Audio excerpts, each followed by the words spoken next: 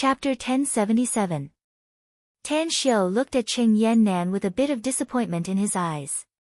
He didn't expect that Qing Yannan, who had already become an ability user, would still view the problem with such a narrow vision. The children on the training ground were indeed very young, but they possessed formidable strength. Any one of them could easily kill a martial arts grandmaster in seconds. Come with me. After saying that, Tan Xiu led Qing Yannan, Guyin, Kawako Yamamoto, Moo, and the others to the training ground. Qing Yannan still had a lot of resentment in her heart.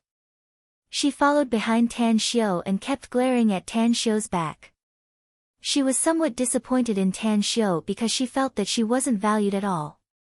Kawako Yamamoto was a Japanese, yet she was trained by Tan Xiu alone. She used to be Tan Xiu's old classmate, yet he threw her to a group of child soldiers. Was she supposed to play house with those children? Soon after, Tan Xiu appeared on the training ground with a few people and watched some children who were trapped in sandbags.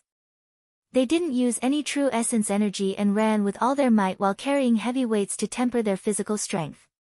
He also saw some children sitting cross-legged on stone blocks and cultivating silently. Assemble! Tan Xiu trod on the void and walked tens of meters high in the air as he shouted at nearly 1,000 children on the training ground. Whoosh! Whoosh! Whoosh! Whoosh! Figures flashed lightning fast and quickly moved to their positions. In just a few seconds, nearly 1,000 children lined up in neat formations. After arriving with Tan Xiu, Qing Yannan looked disdainful. She felt that Tan Xiu personally brought her here to make her lose face in front of these children. However, when she saw those lightning-fast figures, her heartbeat quickened. She couldn't help but cry out, "How is this possible?" Tan Xiu indifferently looked down at Qing Yannan. After nearly 1,000 children saluted him, he said in a deep voice, "Qing Yannan, since you look down on them, I'll give you a good lesson today." With that said, he looked up at nearly 1,000 children and shouted in a deep voice, "All of you will be talents of the sect in the future. You will be powerhouses who will follow me to call the wind and summon the rain. Although you are very young now, you know the cruelty of this world. The weak could only be stepped on by others. The weak could only live a miserable and pitiful life. Today, I have decided to conduct an assessment on all of you. I hope that you can let me see the results of your hard work." "Yes." Nearly 1,000 children answered in unison. Tan Xiu nodded with satisfaction. He pointed to Qing Yannan and said, "She's a new member who joined us. She's a bit arrogant because I had a good friendship with her. She even looked down on you when she came here and saw that she would train with you. She thought that you're just a bunch of baby soldiers who haven't grown up yet. Do you want her to look down on you?" "Nope." Nearly 1,000 children's eyes fell on Qing Yannan at the same time. Each and every one of them looked angry and wanted to teach Qing Yannan a lesson. Tan Xiu's mouth twitched and said, "I'll give you a chance, Qing Yannan. There are a total of 960 baby soldiers in your eyes. You can pick one of them at will and fight him. If you have the energy, I'll agree to you even if you want to fight all 960 people one by one. Also, I'll apologize to you for my previous attitude toward you even if you only defeat one of them. I'll also arrange for someone else to give you special training. I'll even invest a lot of cultivation resources in you in the future so that your cultivation speed can advance by leaps and bounds and make you become a powerhouse." Qing Yannan had just witnessed the speed of these children, and her heart was faintly beating like a drum. Upon hearing Tan Xiu's words, the anger that had just dissipated a lot returned to her chest. She glared at Tan Xiu and said, "You want me to bully these children? You clearly know that I've awakened my special ability, and even 8 or 10 ordinary adult men are not my match." 8 or 10 adult men? Tan Xiu sneered. "That's really amazing. Well then, pick anyone you like. I'd like to see how a powerful ability user like you is going to defeat these children." Qing Yannan was exasperated. She turned to look at the nearly 1,000 children and loudly said, "Come out and pick some of you. I want to see how capable you are after Tan Xiu's training." Whoosh! A thin and small figure quickly appeared in front of Cheng Yannan. His speed was so fast that Cheng Yannan didn't even have the time to react. She only saw a blur in front of her, and the person was already in front of her. I'm Tang Jin. Please enlighten me. Tang Jin, who was only 7 or 8 years old, acted like a little adult as he cupped his fists and spoke in a formal manner. Cheng Yannan was both angry and amused at the same time. Although she was angry at Tan Xiu for fooling her, she really couldn't bear to hit this child in front of her. After hesitating for a while, she helplessly shook her head and said, "You're Tang Jin, right? Don't make trouble, kid. I just said those words out of anger. Don't worry, I won't hit you. Please enlighten me," Tang Jin said with a serious face. Ugh, Cheng Yannan didn't expect that the child in front of her would be so stubborn. She had already said those words, yet he still wanted to challenge her. How could she fight him? It would be shameful if she won, because she was only fighting a 7 or 8-year-old child. If she lost, it was impossible. How could she lose to a child? However, when she saw the solemn Tang Jin in front of her, she shook her head helplessly and said, "Brat, you're the one who wants to get beaten up. Then I'll teach you a lesson and let you know how to be a child and not know the immensity of heaven and earth." After saying that, she moved her feet, and with a speed that was faster than an ordinary person's maximum running speed, she appeared in front of Tang Jin in an instant. She even swung her fist at this moment. Although the strength she used was very weak, she was confident that her punch would land on Tang Jin's shoulder and cause him to sit on the ground and cry. Whoosh! An afterimage flashed and Cheng Yannan's confident punch directly missed. How is this possible? Cheng Yannan's complexion turned sluggish. Just as she was about to turn her head to look for Tang Jin, a huge force came from her back and punched her 7 to 8 meters away. She fell heavily on the ground and rolled a few meters away before coming to a stop. Cough, cough, Cheng Yannan could feel the burning pain on her back and the turbulence inside her body. She quickly crawled up from the ground and looked at Tang Jin in disbelief. Tang Jin looked at Tan Xiu and said with a bit of disappointment, "She's too weak, boss. It's not challenging to fight her at all. Can I give up?" The smile on Tan Xiu's face turned thicker and he shot a teasing look at Cheng Yannan. Cheng Yannan's complexion instantly turned red and the anger on her beautiful face turned more intense. She shouted, "Tang Jin, how dare you look down on me? Just wait and see how I'll deal with you." She took 2 heavy breaths before pouncing towards Tang Jin. This time, she decided that she couldn't lower her guard. So, when she raised her fist and was about to strike Tang Jin, she suddenly felt her vision blur. Instantly, she felt an intense pain in her chest, causing her to suffocate, and her body flew backwards. Bim, Cheng Yannan's body fell to the ground. Although the fall was not very painful, it set off monstrous waves in her heart. She was not stupid and was very smart. At this moment, she finally realized that Tang Jin's speed was too fast. Even if she didn't show any mercy, she was still no match for him. However, he was clearly a 7 or 8-year-old kid. Even if he had undergone training, it was impossible for him to have such a strong combat power, right? Tan Xiu waved to Tang Jin, motioning him to return to the team. Then, he looked at Cheng Yannan and smilingly said, "How was it? How could a child soldier in your eyes defeat you so easily?" "That's right, did you hear what Tang Jin just said? He's saying that you're too weak and you're not challenging at all." Cheng Yannan was so angry that she wanted to go crazy. She never dreamed that a 7 or 8-year-old kid could be so strong. She retracted her fierce gaze from Tang Jin and loudly said, "Tang Sect Master, you must have deliberately let him come out. You already knew that he's very powerful, so you let him dampen my spirit, didn't you?" Tan Xiu disdainfully said, "I just told you that these nearly 1,000 children can be your opponents if you want. They can accompany you to practice. No need." Cheng Yannan turned to look at the children. She was sure that Tan Xiu deliberately said that, hinting that the most powerful among them would attack her. "You, come out." Cheng Yannan pointed to the front of the team, a boy who was also 7 or 8 years old. The boy asked helplessly, "Can I refuse?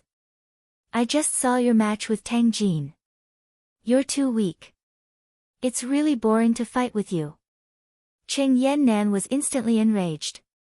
She had never expected that she would be despised by the kid in front of her just because she had just lost. That's right. He despised her. She was a dignified adult in her 20s and an ability user, yet she was despised by a 7 or 8-year-old child. This was really not giving her any face.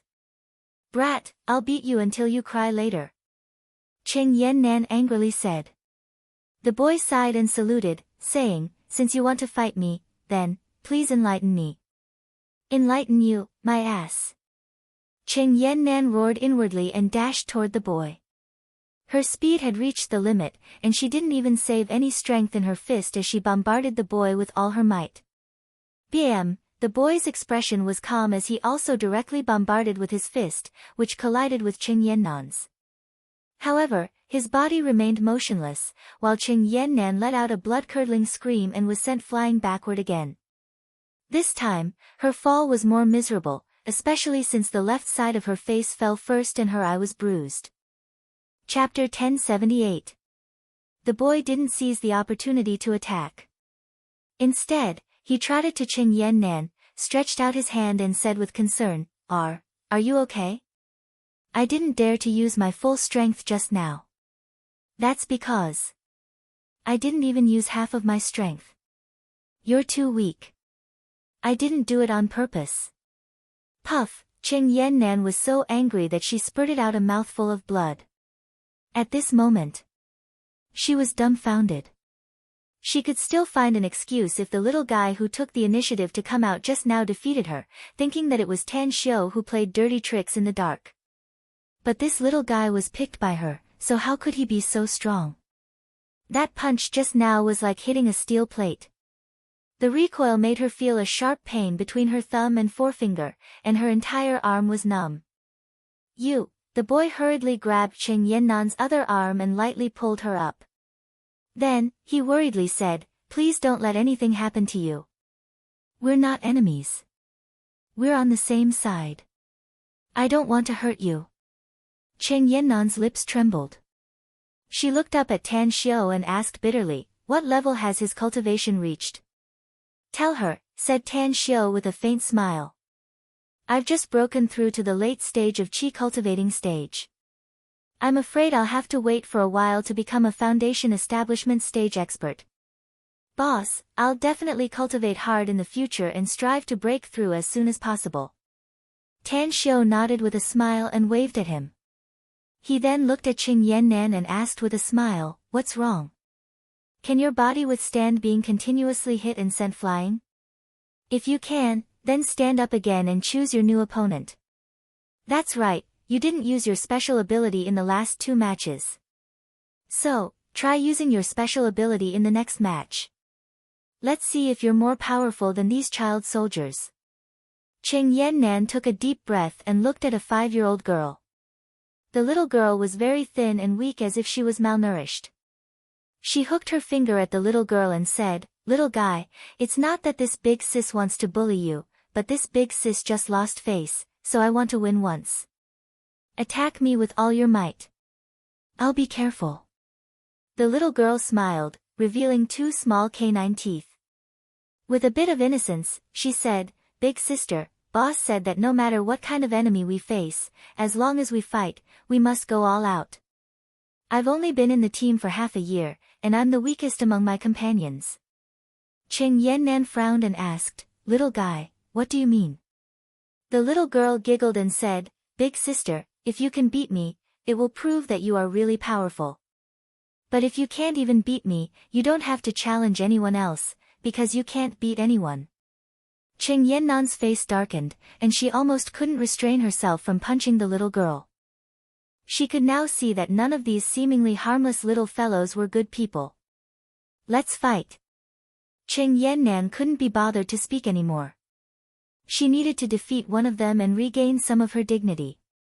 The little girl bowed slightly and said, "Please enlighten me." In order to regain more dignity, Qing Yannan said directly, "You make the first move." "All right." The little girl hesitated for a moment and then looked at the left side of Qing Yannan's face. Then, she stared at the right side of Qing Yannan's face and said seriously, "Big sister, I think the bruises on your face are not symmetrical, and it will ruin your beautiful appearance. I'll help you.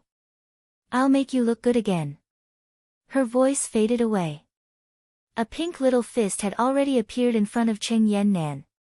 Just as her pupils contracted and it was too late for her to block or dodge, the pink little fist directly bombarded her right eye socket.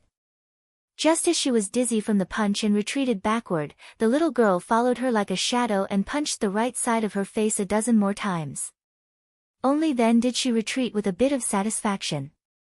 Ugh! When the little girl stood still and saw Qing Yannan lying on the ground, she suddenly revealed a dull look when she saw Qing Yannan loosening the right side of her face. Tan Xiu looked at Qing Yannan with a strange expression and then shifted his gaze to the little girl. Suddenly, he burst into laughter and said, "There's no harm in letting you stay here to train, Qing Yannan. Even a little girl is qualified to be your teacher. Besides, you should know the truth that those who reach the pinnacle are the teachers, no matter what kind of industry it is. So stay here and train well. I'll send someone to add some ingredients for you." Ha ha ha. At this moment, Mo All and Kawako's faces were also flushed and they quickly ran out of the training ground. They wanted to laugh, but they remembered that they would have to work with Qing Yannan in the future, so they could only hold it in. Only when they rushed out of the training ground did they burst into laughter. Qing Yannan crawled up from the ground with difficulty.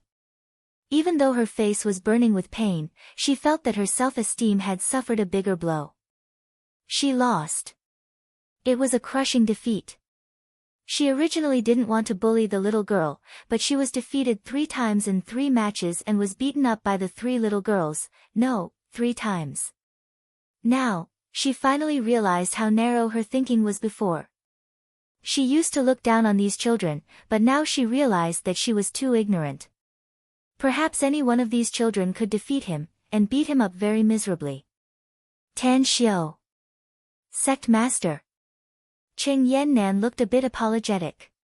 She shot a deep look at the direction where Tan Xiu disappeared and then shouted, "Mo All, come back." After a short while, after laughing, Mo All returned to the training ground and looked at the badly battered Qing Yannan. He tried his best to restrain his emotions and said, "What's wrong? Don't you think it's shameful to train with them now?" "I was wrong. I misunderstood, Sect Master," said Qing Yannan bitterly. "Mo All, I want to ask you to train me well and make me as strong as these children." Mo All gave her a thumbs up and praised, "It's great to know one's mistake and correct it. Since you have this intention, then let's officially start. But the first thing I want to tell you is that the next training will be very tiring and painful. You'll experience it later that every minute and every second is very hard to endure. What I want to ask is, can you persist?" "I can." Qing Yannan looked at the nearly 1,000 children. Mo All nodded and shouted in a deep voice, "Everyone is dismissed. Qing Yannan, go to the equipment room to get your equipment and report to me here in 5 minutes." "Where's the equipment room?" asked Qing Yannan. Mo All stared blankly for a moment and then said aloud, "Tang Jin, take her to the equipment room and get a set of each equipment. You're responsible for training her from today onward according to the training you received when you entered the school. Remember, don't delay your cultivation." "Understood." Tang Jin darted back not far away. Qing Yannan's mouth twitched a few times. She felt ashamed to be trained by a 7 to 8-year-old child. However, she felt much better after recalling Tang Jin's strength. On the 9th deserted island, Tan Xiu began his special training for Kawako after he brought her here. His training method was very cruel. He sealed several important acupoints in Kawako's body so that she could no longer use her true essence. Furthermore, he personally cut 10 stones from a stone mountain. The lightest stone weighed 300 caddies and the biggest one weighed 2 tons. He made Kawako carry the boulders on the 9th deserted island to do all kinds of training. However, more than a dozen Tang sect peripheral members stationed on the 9th deserted island saw Kawako gritting her teeth to endure the training. Aside from the usual patrol, they also joined the training. Even though their cultivation was not as good as Kawako's, their physiques were not weak. Training. Torture. Growth. Just like Kawako, these people's strength kept improving under Tan Shio's training. 2 Tang sect peripheral disciples even broke through during the training and became experts at the foundation establishment stage. Because of that, they were accepted into Tang's sect and became official disciples of the sect. 7 days later, Kawako successfully absorbed all the medicinal efficacy accumulated in her body. After breaking through her body's limit again and again, she successfully became a late-stage golden core expert. During these 7 days, aside from supervising her cultivation, Tan Shio didn't slack off in his own cultivation. He had made great progress during these 7 days, but he still didn't activate his star essence divine ability. Don't worry. Tan Shio comforted himself. After returning to 9 Dragons Island, he spent 2 days to deal with some matters. He then arranged for Tom, Reggie and Kawako to leave, while he took Tang 28 and rushed to China. Magic City. Tang Yunda was sitting in the study room of Blue Star Villa Complex, quietly reading a book in his hand. In front of him were 2 middle-aged men in black suits with respectful expressions. They were as motionless as stone statues. Ring, ring, ring, the urgent ringtone of a mobile phone interrupted Tang Yunda's train of thought. He put down the book and picked up the phone. His expression immediately moved when he saw the caller ID. He picked up the call and asked, "How is it? Is there any news?" "The news has been confirmed. He's in country Y," a deep and low voice came from the phone. A cold light flashed in Tang Yunda's eyes and he said in a deep voice, "Send me his specific location and keep an eye on him." Understood. There was a reply from the other side of the phone before the call was hung up.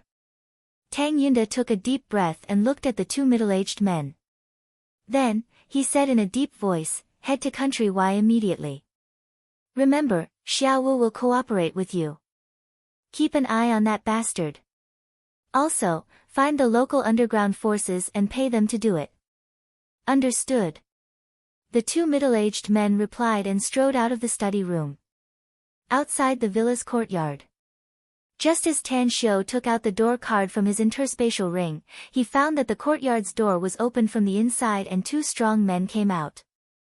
"Who are you?" Tan Shio was sure that he had never seen these 2 men before, but it was very unusual for them to appear in his house. "Young Master Tang." The 2 men had seen Tan Shio's photo and naturally recognized Tan Shio's identity, so they respectfully greeted him. Chapter 1079. Tan Shio slightly furrowed his brows. But as he instantly released his spiritual sense, his furrowed brows smoothened out and he said with a faint smile, "You came with my father? Did something happen?" "Young Master Tang, our cargo ship was hijacked at sea. We investigated and found that the other party is not a pirate, but a foreign force targeting us." "Angkor Company," said one of the big men respectfully. "Angkor Company?" Tan Shio vaguely felt that the name sounded familiar, but he couldn't remember where he heard it. He waved his hand to signal the 2 men to leave and entered the villa alone. He greeted the housekeeper who was cleaning inside and then went to the study room on the 2nd floor. Bang! Tan Shio knocked on the door and then pushed it open. He looked at his father, Tang Yunda, who was frowning and didn't hear his knock at all. He was still deep in thought. Tan Shio immediately smiled and said, "What are you thinking about, Dad? Why are you so engrossed in your thoughts?" Tang Yunda recovered from his contemplation and saw his son, Tan Shio, in front of him. He immediately looked happy and asked, "How come you're back? Didn't you say you should still be on 9 Dragons Island?" "I've arranged everything there, so it's natural for me to come back and handle some things," Tan Shio said with a smile. "But it seems something happened on your side." Tang Yunda helplessly said, "Some people are destined to be enemies for the rest of their lives. I just didn't expect them to be like rabid dogs. Once their target appears, even if they don't want to be enemies with them for the time being, they will still pounce and bite them. This time, although we didn't suffer great losses, we lost a few lives. Angor Company? Asked Tan Xiu curiously. How did you know? Tang Yunda stared blankly for a moment and then asked in surprise. I just met your men outside the courtyard, said Tan Xiu. Tang Yunda understood and forced a smile. That's right. They're from Angor Company, a company that entirely relies on selling arms for profit. To be more precise, it should be House Dolan. The real helmsman of Angor Company is Anmor Dolan, one of the top 3 in House Dolan. Suddenly, Tang Xiu realized why he felt that the name Angor Company sounded familiar. It turned out that he also found some records about it when he investigated House Dolan. However, there was very little information about this company, and the person at the helm of this company was also very low-key. Tang Xiu slightly furrowed his brows and asked, Did House Dolan get the news that you're still alive? It should be right. Tang Yunda nodded. House Dolan suffered a great loss in what happened back then, especially after we killed the most favored young master of House Dolan. They regarded us as a thorn in their side and couldn't wait to get rid of us. The corner of Tan Xiu's mouth rose as he asked, Dad, who's the most favored young master of House Dolan now? Tang Yunda stared blankly for a moment before he forced a smile and said, I wouldn't have been able to answer these questions if you asked me a few days ago. However, due to the recent hijacking of the cargo ship and the murder of my men, I personally contacted the head of the Dark Wind organization in China and bought detailed information from him about House Dolan. The most favored and outstanding disciple of House Dolan now is called Angelo Dolan. Tan Xiu didn't ask about the details of House Dolan. Instead, he revealed a cold expression and said, Angelo Dolan is dead, along with dozens of genetic warriors of the SOE company around him. Consider it as some interest for what you've done all these years. Dad, I want to know about the Dark Wind organization in China. A look of disbelief appeared on Tang Yunda's face as he exclaimed, What did you just say? Angelo Dolan is dead? How is that possible? Angelo Dolan appeared in Saipan with a lot of experts and seriously injured several of my men, Tan Xiu said. Then I took control of a very powerful person and with his help, I successfully found Angelo's location and killed him. From then on, there was no Angelo Dolan in House Dolan. Tang Yunda shot a deep look at his son, Tan Xiu. He raised his thumbs up and praised, Your father killed the most favored disciple of House Dolan in the past, and now my son killed the most favored disciple. I didn't lie in bed for 20 years in vain. Anyways, why are you asking about the Dark Wind organization, Xiu? The Dark Wind organization is like a malignant tumor that hides in every corner of the world, said Tan Xiu calmly. It once sold my information to others, so I got rid of that branch. Further, I also eliminated the Dark Wind's intelligence organization in Saipan. Don't mess around again, son. Tang Yunda was aghast. The Dark Wind organization may be just an intelligence organization, but it's rumored that it's more powerful than the 3 major organizations in the world. No one has ever been able to fully understand the hidden forces it has. You don't want to be monitored by others in the future, do you, Dad, do you? Tan Xiu sneered. This, Tang Yunda hesitated for a moment and then helplessly said, There's no other way. The Dark Wind has existed for a long time. It has a history of hundreds of years, and its members rarely show their faces in public. They are like rats hiding in the dark corners and constantly developing their intelligence network. Even the intelligence network of all the countries in the world can't be compared to the Dark Wind. It's because the Dark Wind's intelligence network is too powerful that we need to get rid of them and replace them. Tan Xiu sneered. I already have a lot of arrangements, Dad, so you can rest assured. Let me tell you something. Even if we have a falling out with the Dark Wind now, I'm sure I can completely eliminate this organization from the world. Tang Yunda had heard about his son, Tan Xiu, establishing the Tang sect. He also heard that his son led a large number of men to kill demonic beasts in the Himalayas and made outstanding military exploits. He knew that his son was very powerful, but his son's words set off monstrous waves in his heart. Destroying the Dark Wind organization. If his son could destroy the entire Dark Wind organization, wouldn't his strength reach the top in the world? I'm now sending people to establish an intelligence network, Dad, said Tang Xiu again. I'll increase the investment in the intelligence organization next. I'll be able to compile a huge intelligence network all over the world in 3 years at most. Not only will House Dolan be removed within these 3 years, but I'll also continue to dismantle the Dark Wind and make them disappear from this world. How sure are you about this, son? Asked Tang Yunda hurriedly. 100% sure, answered Tan Xiu with all seriousness. Tang Yunda abruptly got up from the sofa with an ecstatic look on his face and exclaimed, "You're worthy to be my son. You're much more promising than this old man. Xiu, I'll take you to a place. There are some things I need to tell you and some people I need to hand over to you." "There's still something I don't know about you, Dad?" asked Tan Xiu with a puzzled expression. "Though I've been lying in bed for so many years, who doesn't have some secrets?" Tang Yunda grinned. "Before I was seriously injured and fell into a coma, I actually began to prepare for revenge. Though I've been staying in Star City, it's partly because I was disheartened and partly because of your mother. But, how can a man not take revenge?" A glint flashed in Tan Xiu's eyes as he nodded and said, "All right, I'll go with you." Shanghai, Serene Peace District. As the black off-road vehicle slowly drove into a factory gate, Tan Xiu, who was sitting inside, wore a thoughtful look. There were more than a dozen security guards at the factory gate. Though they looked ordinary and didn't emit any powerful aura, their every move had the shadow of a soldier. Tan Xiu was also keenly aware that there were many people lurking in the surrounding hidden corners. As he released his spiritual sense, he found 40 to 50 experts hiding in the dark within a radius of several hundred meters. "Dad, this place is quite heavily guarded." Tan Xiu turned his head to look at the tranquil Tang Yunda and slowly spoke. "Of course it's heavily guarded. This place is my biggest secret and also my biggest trump card." Tang Yunda laughed. "I know some of the Tang family's arrangements in the past, but even the old master doesn't know what I've arranged here. Back in Star City, I didn't expect that House Dolan could find this place, so I only felt that it was a bit dangerous. But I was still careless. Else, if I had brought a lot of men to fight with House Dolan's people lurking in China, the outcome would have been really hard to say." Tan Xiu's expression moved and he silently nodded. "Huh."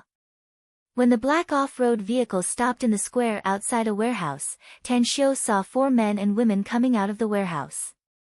One of them was a young woman he had seen before. "Brother Tang. Uncle Tang."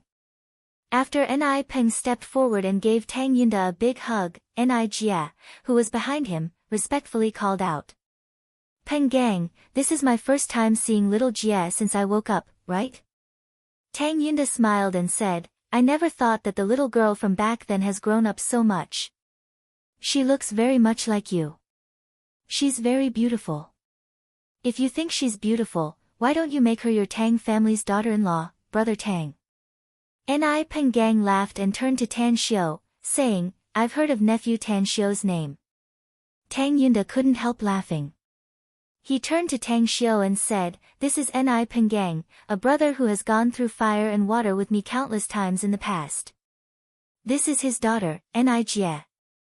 Xiu, Peng Gang is one of us. He's someone we can entrust our lives to." "Hello, Uncle Ni, Sister Ni Jie," said Tan Xiu respectfully. "Tan Xiu, I just received a call from your father, so I got to know some things." Ni Peng Gang smiled. "I originally thought that we would continue to stay dormant for a long time, but I didn't expect you to be so powerful.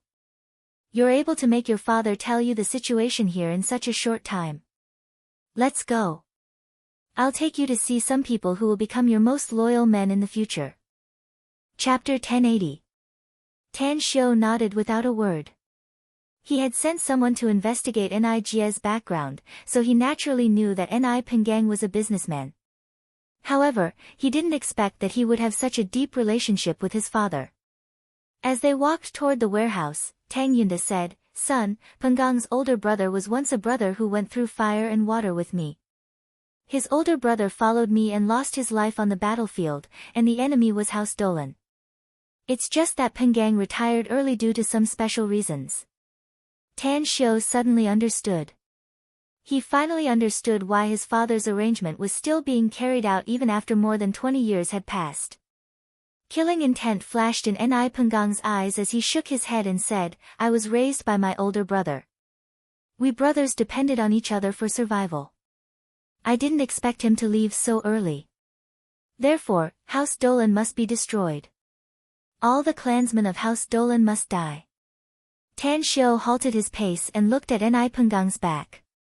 Suddenly, his figure appeared in front of him in an instant. He took out 4 silver needles from his interspatial ring and instantly pierced them into 4 acupoints on Ni Pengang's body. At the same time, he grabbed a sharp dagger and tore a bloody wound on Ni Pengang's lung acupoint lightning fast. Xiu. Tan Xiu. Upon seeing Tan Xiu's action, Tang Yunda and Ni Jie's complexion drastically changed and they involuntarily exclaimed. The faces of the 3 men and women in the surroundings turned a bit unsightly. They looked at each other in dismay and quickly retreated a few steps back. Tan Xiu ignored his father, Tang Yunda, and Ni Jie. Looking at Ni Pengang's countenance, Tan Xiu said in a deep voice, "I've noticed that there's something wrong with you since the first time I saw you. The killing intent is too heavy and has affected your heart and lungs. Although I can't see it now, you'll be affected and eroded by the murderous aura, resentment, and other negative emotions in 2 or 3 years at most if this trend continues to develop. Your brain nerves will be damaged and your heart and lungs will fail, and then you'll die in pain. Sit cross-legged and do as I say. Don't worry. You're my father's sworn brother, so you're my respected elder. I won't hurt you." Ni Pengang's expression quickly returned to normal. He believed in Tang Yunda because he believed that Tang Yunda's hatred for House Dolan was no less than his. Therefore, he also believed in Tan Xiu because Tan Xiu was Tang Yunda's son. Sitting cross-legged, Ni Pengang silently closed his eyes. Tan Xiu said in a deep voice, "You should be practicing Qigong, and the meridians you've opened belong to the cold attribute, so there's something wrong with your cultivation technique. If it was a woman cultivating it, there wouldn't be a problem. But for a young and vigorous man like you to cultivate this kind of cultivation method, it would be a big problem. Focus, calm your qi, and control the qi in your body to flow towards your lung acupoint. I have already opened an opening there. You have to expel all the cold yin qi in your body." Ni Pengang suddenly opened his eyes and stared at Tan Xiu, saying, "Nephew, once I expel all the cold yin qi in my body, my cultivation will be crippled. How can I become a cripple before I take my revenge? Please believe me, Uncle Ni." Tan Xiu shook his head.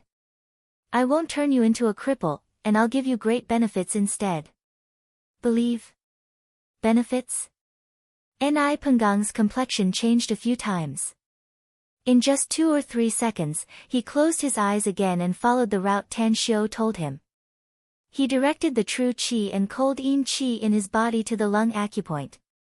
Puff, blood splashed and the temperature around Ni Pengang dropped by several degrees in just half a minute. Fortunately, Tan Xiu wasn't affected, but Tang Yunda and Ni Jie, who were very close to Ni Pengang, looked horrified and retreated a few steps back. Just a moment ago, when they felt the change in temperature, a strong negative emotion unexpectedly spawned in their hearts. They even had the urge to kill someone. Although the person they wanted to kill was not Ni Pengang, the emotion still horrified them. Time fleeted by. Half an hour quickly passed by. A feeling of weakness hit Ni Pengang's heart. The true qi he had painstakingly cultivated and the cold yin qi in his body were all expelled from his body. Tan Xiu, who had been paying attention to Ni Pengang's condition, immediately pulled out the 4 silver needles on Ni Pengang's body. He took out a medicinal ointment and smeared it on the wound on his lung acupoint. He then took out a medicinal pill and stuffed it into Ni Pengang's mouth, saying, "Focus your mind and qi. Feel the circulation route of the qi in your body. Cultivate according to this route later." After saying that, Tan Xiu grabbed Ni Penggang's pulse and injected a wisp of primal chaos force into his body. Soon, the medicinal efficacy contained in the medicinal pill was absorbed by his primal chaos force. Whoosh, opening new meridians and dredging the blocked acupoints in the veins was a very pleasant process for a cultivator. Even if Ni Penggang had suffered a lot of pain, he still decided not to suffer even 1/10 of the pain he was experiencing now. However, he wanted to know what benefits Tan Xiu mentioned, so he gritted his teeth and tried his best to persevere. He tried his best not to faint because of the pain. This time, after more than 3 hours, Ni Penggang's brain roared and the pain in his body disappeared like a tide. It was replaced by a warm flow that flowed all over his body, giving rise to a strong sense of comfort. Comfortable. It was like soaking in warm water. The strong sense of comfort almost made him moan. Tan Xiu's voice rang in Ni Penggang's ear, remember this true essence circulation route. You must circulate it at least 49 times a day and maintain it for at least 3 months. 3 months later, you'll be able to smoothly step into the ranks of cultivators and become a qi refining stage cultivator. Cultivator? Qi refining stage. Although Ni Penggang didn't know what the qi refining stage meant, he knew the existence of cultivators. In his eyes, cultivators were like immortals who possessed mysterious and unfathomable abilities and were powerful enough to make countless people worship them. Ni Jia looked at the pain on her father's face and finally felt relieved. She looked at Tan Xiu and asked, how's my father? He's very good. Tan Xiu lightly smiled and said, it's a blessing in disguise for him. After so many years of being eroded by the cold yin qi, his body's condition was originally very bad. But after expelling the cold yin qi and cultivating according to the cultivation technique I taught him, he'll be able to cultivate true essence. Thus, because his body is constantly being eroded and tempered, and through the nourishment of true essence, he is actually in a much better condition than an ordinary person. I don't understand. Ni Jia shook her head. It doesn't matter if you don't understand. Tan Xiu lightly smiled and said, you just need to know that your father's body no longer has any hidden dangers. He'll even be better than before when he wakes up. Ni Jia's lips squirmed a few times. She didn't quite believe it. She had clearly seen Tan Xiu's actions just now. Those 4 long silver needles pierced her father's body and he even used a dagger to injure him. How could it be good for him? Night fell. As the cold air blew past her, Ni Jia, who was wearing thin clothes, slightly trembled and her complexion turned a bit pale. Tan Xiu, who was sitting not far from her, secretly shook his head. He took off his coat and handed it to her, saying, wear more clothes. Ni Jia took the coat and nodded silently. Tan Xiu looked at Ni Penggang and found that his body moved. He immediately smiled and said, if my guess is correct, Uncle and I should wake up soon. Sure enough. Not long after Tan Xiu's voice faded away, Ni Penggang woke up from his cultivation. When his vision recovered, he saw Tang Yunda, Tan Xiu, his daughter Ni Jia, and the others sitting in front of him. He directly jumped up from the ground and moved his arms to feel the power in his body. The way he looked at Tan Xiu suddenly changed. This power is very powerful. Ni Penggang said with a bit of excitement. It's an essence amassing pill, of course, it will bring you great benefits. Tan Xiu lightly smiled. Do you remember what I said before? According to this true essence circulation route, you'll need to circulate it for at least 49 times a day for at least 3 months. Ni Penggang firmly nodded. He then hesitated and asked, you also said that I can become a cultivator if I persist for 3 months, Tan Xiu? That's right. The cultivation technique I taught you is an immortal cultivation technique. Tan Xiu nodded. There's still a lot of content, so I'll teach you the entire set of cultivation techniques later. As long as you cultivate well, it won't be a problem for you to become an immortal and seek the Tao in the future. Become an immortal and seek the Tao. The corner of Ni Penggang's mouth twitched a few times. He felt that Tan Xiu's words were a bit exaggerated. It seems you're luckier than me, Penggang. Tang Yunda laughed aloud. Xiao has taught me a cultivation technique for a long time, but I haven't been able to cultivate true essence until now. I've eaten a lot of good stuff, but it's useless. Ni Penggang's eyes instantly lit up. He rubbed his hands and looked at Tan Xiao, asking, about that, nephew. Do you still have the medicinal pills you just mentioned? Your uncle is getting old, so I'm afraid it won't be easy for me to cultivate in the future. My cultivation speed can be a bit faster with the help of medicinal pills. Tan Xiao took out a jade bottle from his interspatial ring and handed it to Ni Penggang with a smile, saying, there are 10 essence amassing pills inside, but don't take them for the next 3 months. Cultivation is like building a building. If the foundation is not solid, it's very likely that you'll suffer from qi deviation in the future. Uncle Ni, you should know the saying that haste makes waste. If you don't take any medicinal pills and persist in cultivating for 3 months, you'll be able to easily crush martial arts grandmasters.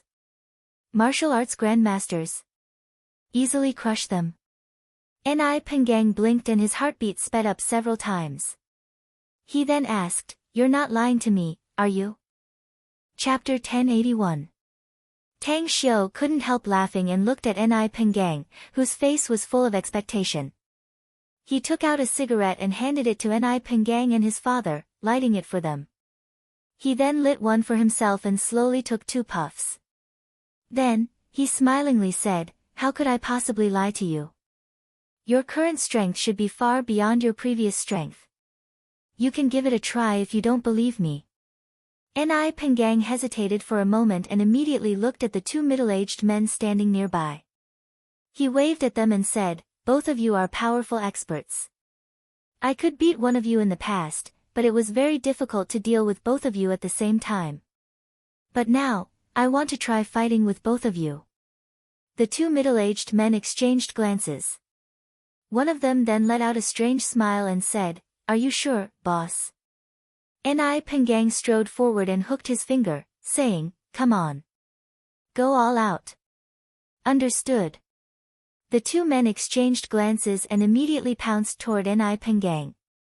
They were fast and powerful, and their fists were already in front of Ni Penggang amidst the whistling wind.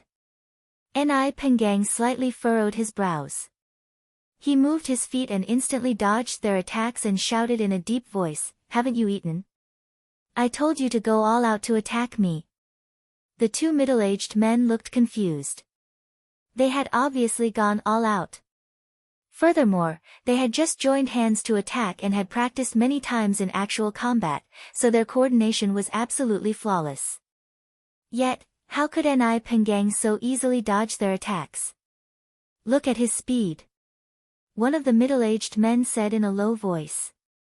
The other man narrowed his eyes and said, he may be stronger than before, but we're not to be trifled with. Keep attacking. Got it. Both of them were battle-hardened experts with rich combat experience. With their joint attacks, Ni Penggang was constantly forced to retreat. However, they failed to injure Ni Penggang and didn't even gain the upper hand.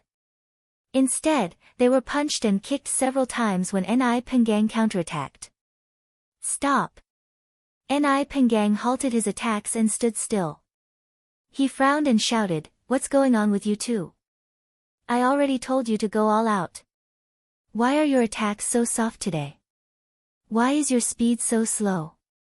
If I wanted to, I could beat the 2 of you up in half a minute at most. Ah! Both of them widened their eyes when they saw Ni Penggang's furious expression.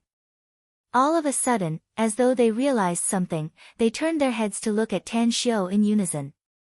Their eyes were filled with passion as they looked at Tan Xiao. After half a day, Tan Xiao was able to make his boss, Ni Penggang, become so powerful in such a short period of time. His strength was at least 2 times stronger than before. His means were really heaven-defying. The 2 of them also wanted to become stronger and reach the next level in a short period of time. Tan Xiao looked at their expressions and found it funny inwardly. He walked to Ni Penggang and smilingly said, it's not that they didn't go all out, Uncle Ni. It's just that you've become stronger. You might not realize it now, but once you truly break through to the qi refinement stage, you will understand the strength of cultivators. At that time, your strength will be more than 10 times stronger than it is now. Ni Pengang stared blankly at Tan Xiu. When his eyes shifted to his two men, he asked in a deep voice, "Are you sure you've gone all out?" "I'm sure. I'm 100% sure. We've gone all out." The two men were secretly disappointed to find that Tan Xiu didn't pay attention to them. But when they heard Ni Pengang's question, they immediately answered him seriously. Ni Pengang fell into silence. After a long while, he raised his hand to touch his chin and said, "I'll follow you from now on, Tan Xiu."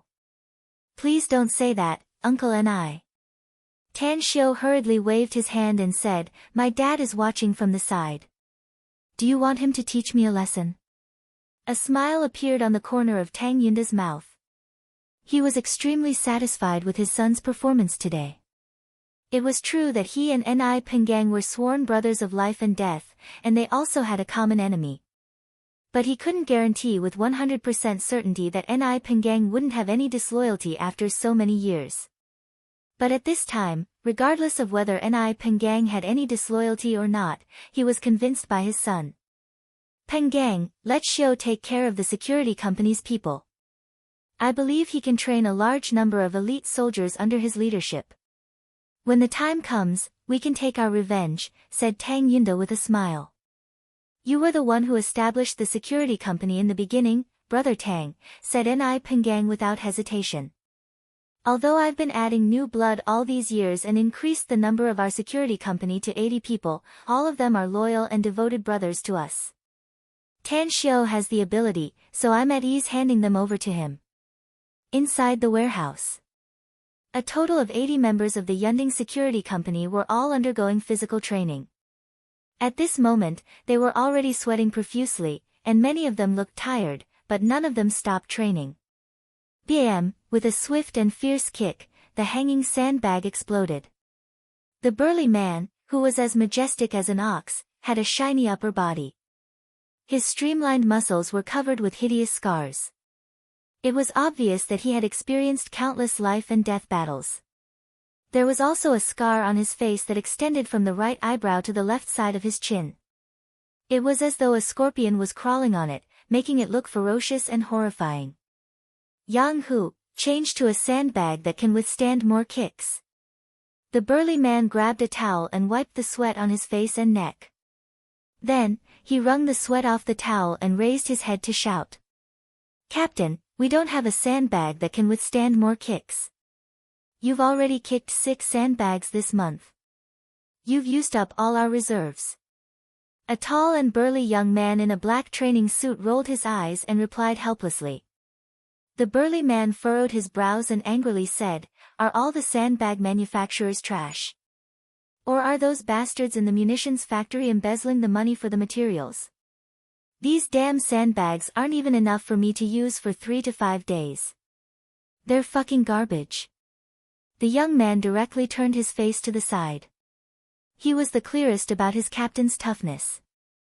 Even if the power of his punch didn't reach 250 pounds, it was probably not much worse. His full-strength kick had already exceeded 600 pounds half a year ago. Coupled with his tall and burly build, he was nearly 1.9 meters tall and could definitely be regarded as a humanoid monster.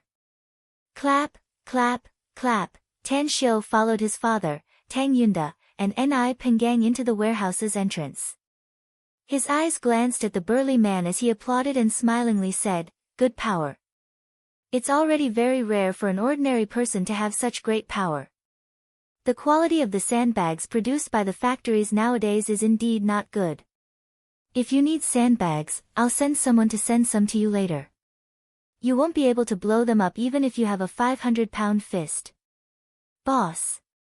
The burly man nodded to Ni Pengang and indifferently glanced at Tan Xiu. But when his eyes landed on Tang Yunda, his pupils suddenly shrunk and disbelief filled his eyes. At this moment, the towel in his hand fell to the ground and his body slightly trembled a few times. Then, he crazily dashed toward Tang Yunda and shouted, "Are you Captain?" Tang Yunda's eyes were a bit moist. He didn't tell Ni Pengang to tell his former brothers that he was still alive. It was because he wanted to hand them over to his son one day so that they could work for him. Zaibiao. Tang Yunda's lips squirmed a few times. He looked at the burly man, Li Zaibiao, who had a look of disbelief on his face and slowly raised his arm. Clap, the two men clasped their hands together and hugged each other, slapping each other's back hard. Their excited emotions couldn't be calmed down for a long time. Captain. Instructor. Brother Tang. More than a dozen drenched middle-aged men quickly dashed to the front of Tang Yunda. Without exception, all of them were extremely shocked and pleasantly surprised. Tang Yunda released Li Zaibiao and kept hugging the middle-aged men. In the men's room, there were a lot of words that didn't need to be said. It was the most sincere attitude to know that he was safe and sound. The more than 60 stalwart men in the surroundings looked confused. They didn't know Tang Yunda, but they felt that he was somewhat familiar. Who is he? Asked a big man with blue veins throbbing on his forehead while holding a dumbbell. I don't know. A bit familiar. Captain and the others seem to have lost their composure. Is that man one of our own? What did Captain just call him? Captain. As the last man's voice faded away, the dozens of stalwart men in the surroundings were all stunned. Half a minute later, disbelief was written all over their faces as they looked at Tang Yunda with eyes full of fanaticism. It's Captain Tang Yunda. It's him. Yes, it's definitely him. My idol. They were all veterans who had retired from the army and had experienced countless life-and-death battles. But in their hearts, there was a unified idol, Tang Yunda, the captain of the special forces from more than 20 years ago. It was him. He was like a legend in the army, a powerful god of war. Tang Yunda looked at his old brothers in front of him. His lips squirmed a few times and his voice turned a bit hoarse. Then, he nodded with satisfaction and said, Good, good, good. All of you are still alive. I didn't expect that I would be able to see my brothers again after I woke up from my sleep. Where have you been all these years, Captain? Asked Li Zaibiao. What sleep? Ni Pengang explained on behalf of Tang Yunda, brothers, Big Brother Tang was plotted against by a powerful enemy in the past. He has been in a vegetative state for 20 years. Now that he has woken up, he has returned to us with the hatred from that time. Vegetative state. 20 years. Everyone was shocked. They never dreamed that Tang Yunda would be able to wake up in such a situation. Furthermore, he seemed to be no different from a normal person.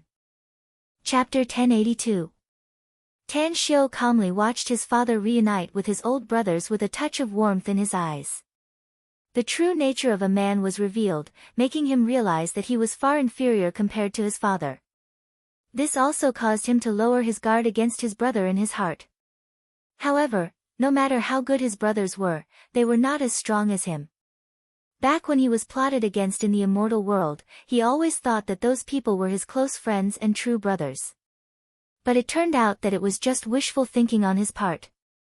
Suddenly, Tan Xiu's expression shifted and he quietly retreated outside the warehouse. When his figure appeared in the square outside, he glanced at the distance and lightly asked, "Why are you here?"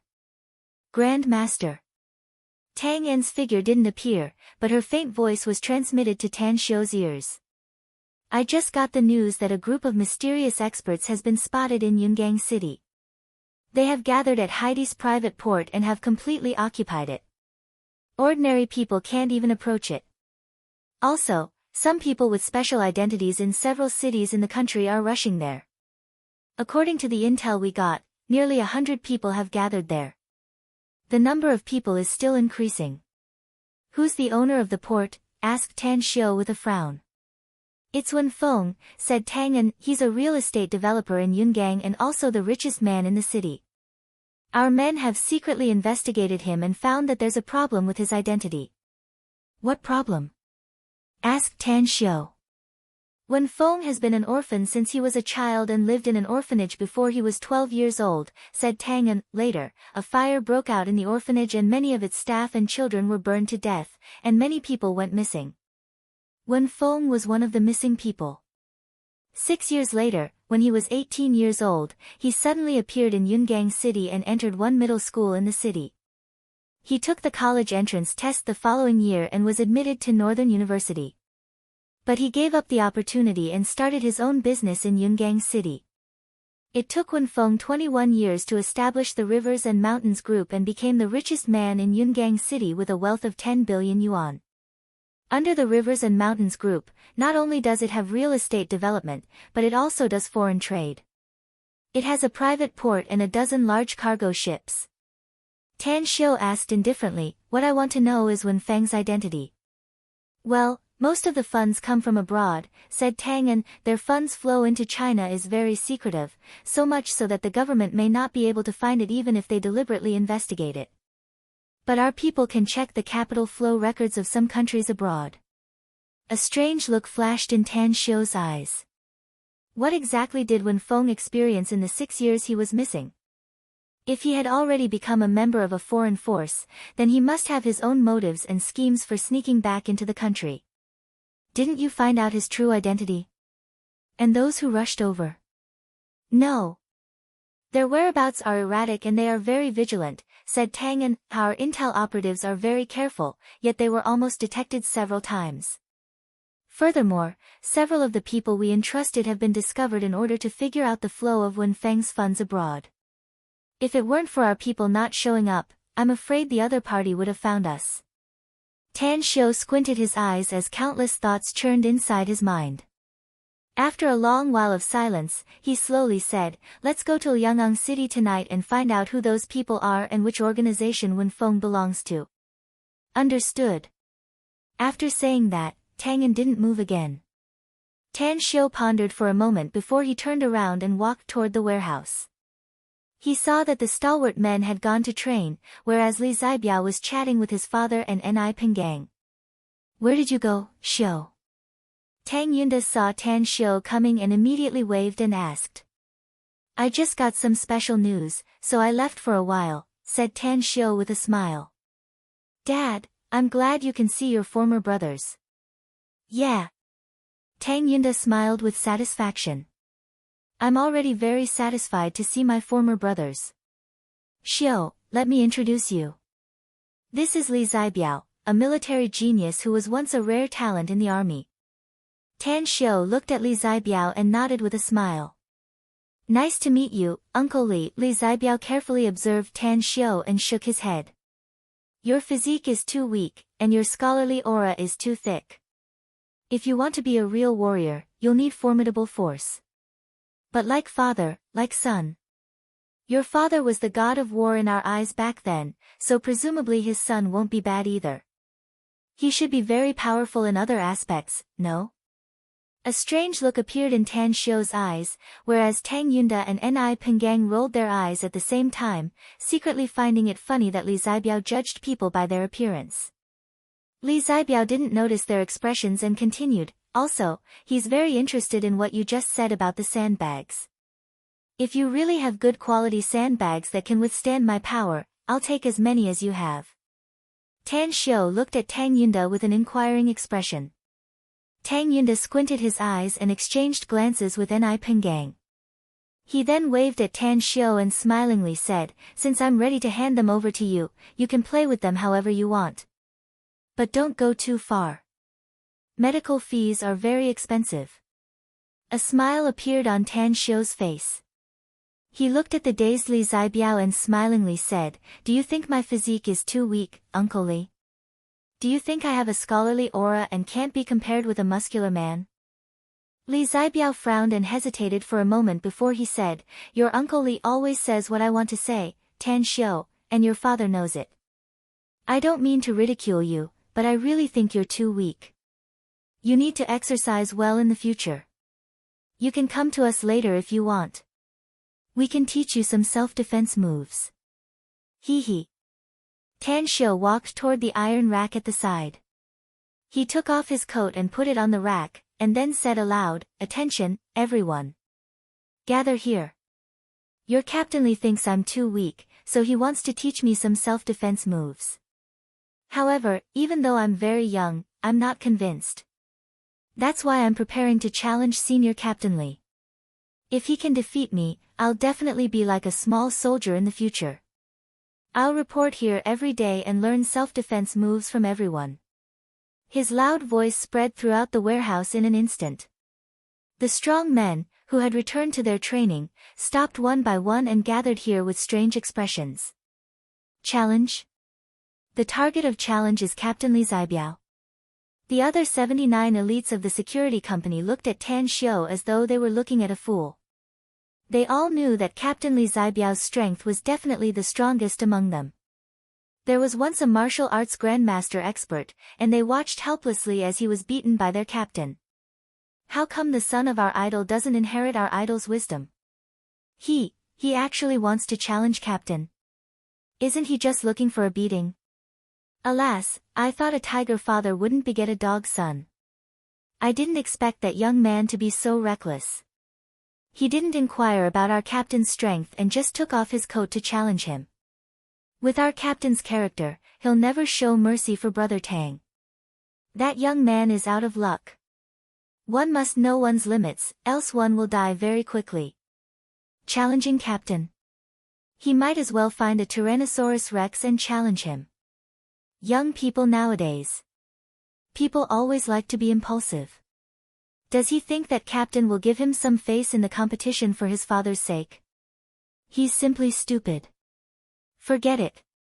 Don't watch this show. There's no suspense. With his keen hearing, Tan Xiu could hear the discussion of the strong men from the security company. The corner of his mouth slightly curled up, and the smile on his face turned a bit thicker. Li Zibiao quietly looked at Tan Xiu. His heart was full of disappointment. He had a faint feeling that Captain Tang Yunda and Ni Pengang wanted to hand over all his brothers to this young man in front of him. If he had the ability, then he would definitely obey. Even if he didn't have the strength, he could still have the intelligence. After all, they could charge and break through the enemy lines.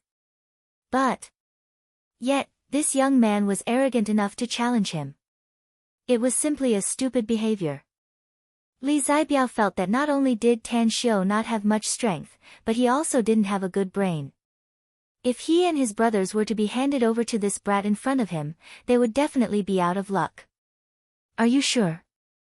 Li Zibiao looked at the smiling Tan Xiu, and his tone was a bit unfriendly.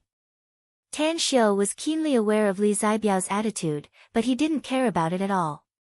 He lightly smiled and said, "Uncle Li, a man of his word is as good as his horse's whip. Since I've already said it, it means I'm certain.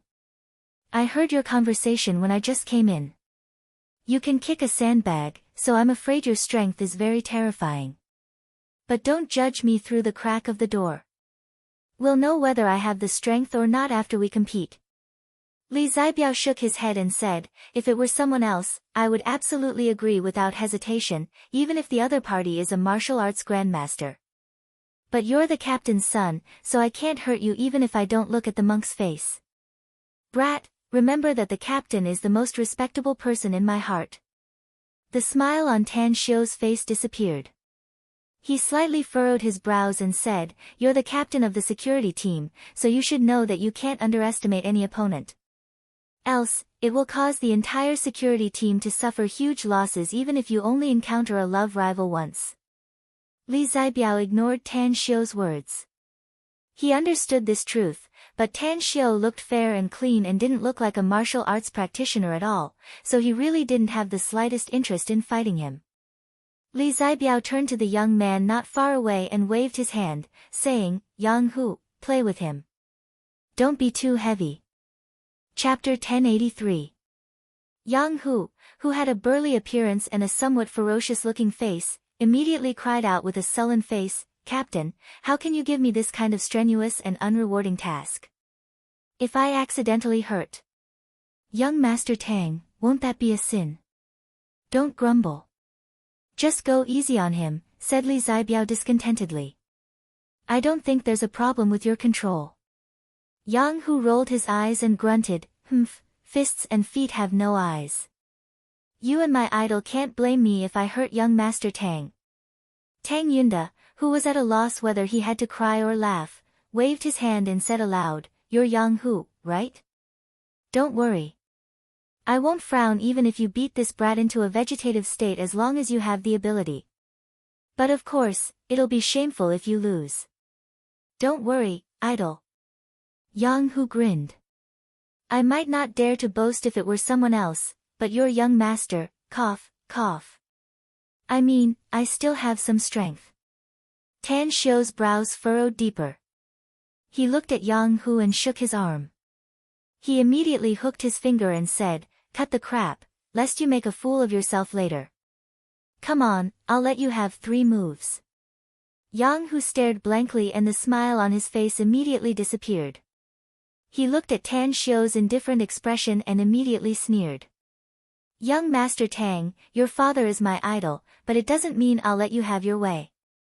Just let me have 3 moves and give it your all. I hope you won't be like a soft-footed shrimp that I can defeat with just a few punches and kicks." Tan Xiu shook his head. His figure flashed lightning fast and appeared in front of Yang Hu in a flash. The latter simply couldn't react and punched his cheek. Though he used very little strength, Yang Hu's burly body still flew upside down. Bam, bam, bam, Tan Xiu followed him like a shadow and whipped his legs on Yang Hu's body. Along with a few screams, Yang Hu rolled 5 meters away like a gourd and fell at the feet of several stalwart men. Cough, cough, the series of blows almost made Yang Hu suffocate. Finally, he coughed violently and raised his head with difficulty, revealing an incredulous expression. Silence. No, to be precise, it was dead silence. Apart from Tang Yunda, everyone in the warehouse was dumbfounded as they looked at Tan Xiu. Some of them even raised their arms and rubbed their eyes, wondering if they were hallucinating. Tan Xiu shook his head and said, "Remember to figure out your opponent's strength before you show off. Only by knowing your enemy and yourself can you emerge victorious in every battle. To be honest, in my eyes, you're just like an ant. Even if I use less than 1% of my strength, you're still not my match." Li Zibiao sobered up from the shock. When he heard Tan Xiu's words, he immediately showed an angry look. He just thought that Tan Xiu was a young man without the strength to truss a chicken. He didn't expect that in the blink of an eye, Tan Xiu would make a gorgeous transformation and beat down the soldiers he trained and turned into an expert. "How did you do it?" Li Zibiao asked with a gloomy face. At this moment, the 70 to 80 strong men around him showed great curiosity and quickly discussed among themselves. "Yeah. How did he do it? I thought my eyes were playing tricks on me just now.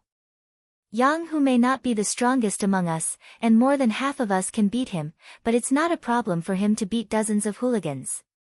How did he get beaten down so easily? His speed is so fast that I can't even see his moves. I'm afraid I'd only be abused if I were him. God damn it, I misjudged him. I didn't expect him to be a hidden expert." However, Yang Hu also underestimated his enemy. He wouldn't have been beaten so badly if he was more cautious. "I thought there wouldn't be a good show to watch, but I didn't expect it to end like this. That brat is not bad. He's barely qualified to enter my eyes." Tan Xiu ignored the discussions around him and looked at Li Zibiao, who was staring at him. He then lightly smiled and said, "Uncle Li, did you forget what I just said? It's taboo to look at people through the crack of the door. No matter who you meet in the future, don't take them lightly, even if it's a child. Because those children may not be someone you can deal with." Li Zibiao took a deep breath and turned to look at a burly man nearby. He then said in a deep voice, "Ah Lu, you come and exchange a few moves with him. Remember, if you lose, don't let me have dinner tonight." The burly man who was called over immediately showed a bitter expression upon hearing it. He scratched his head and said, "Can you change the punishment method, Captain? I may have the confidence to beat young Master Tang, but there's always a chance. Just like this Yang Hu brat. If I lose, won't I have to starve? Cut the crap. Hurry up and fight me."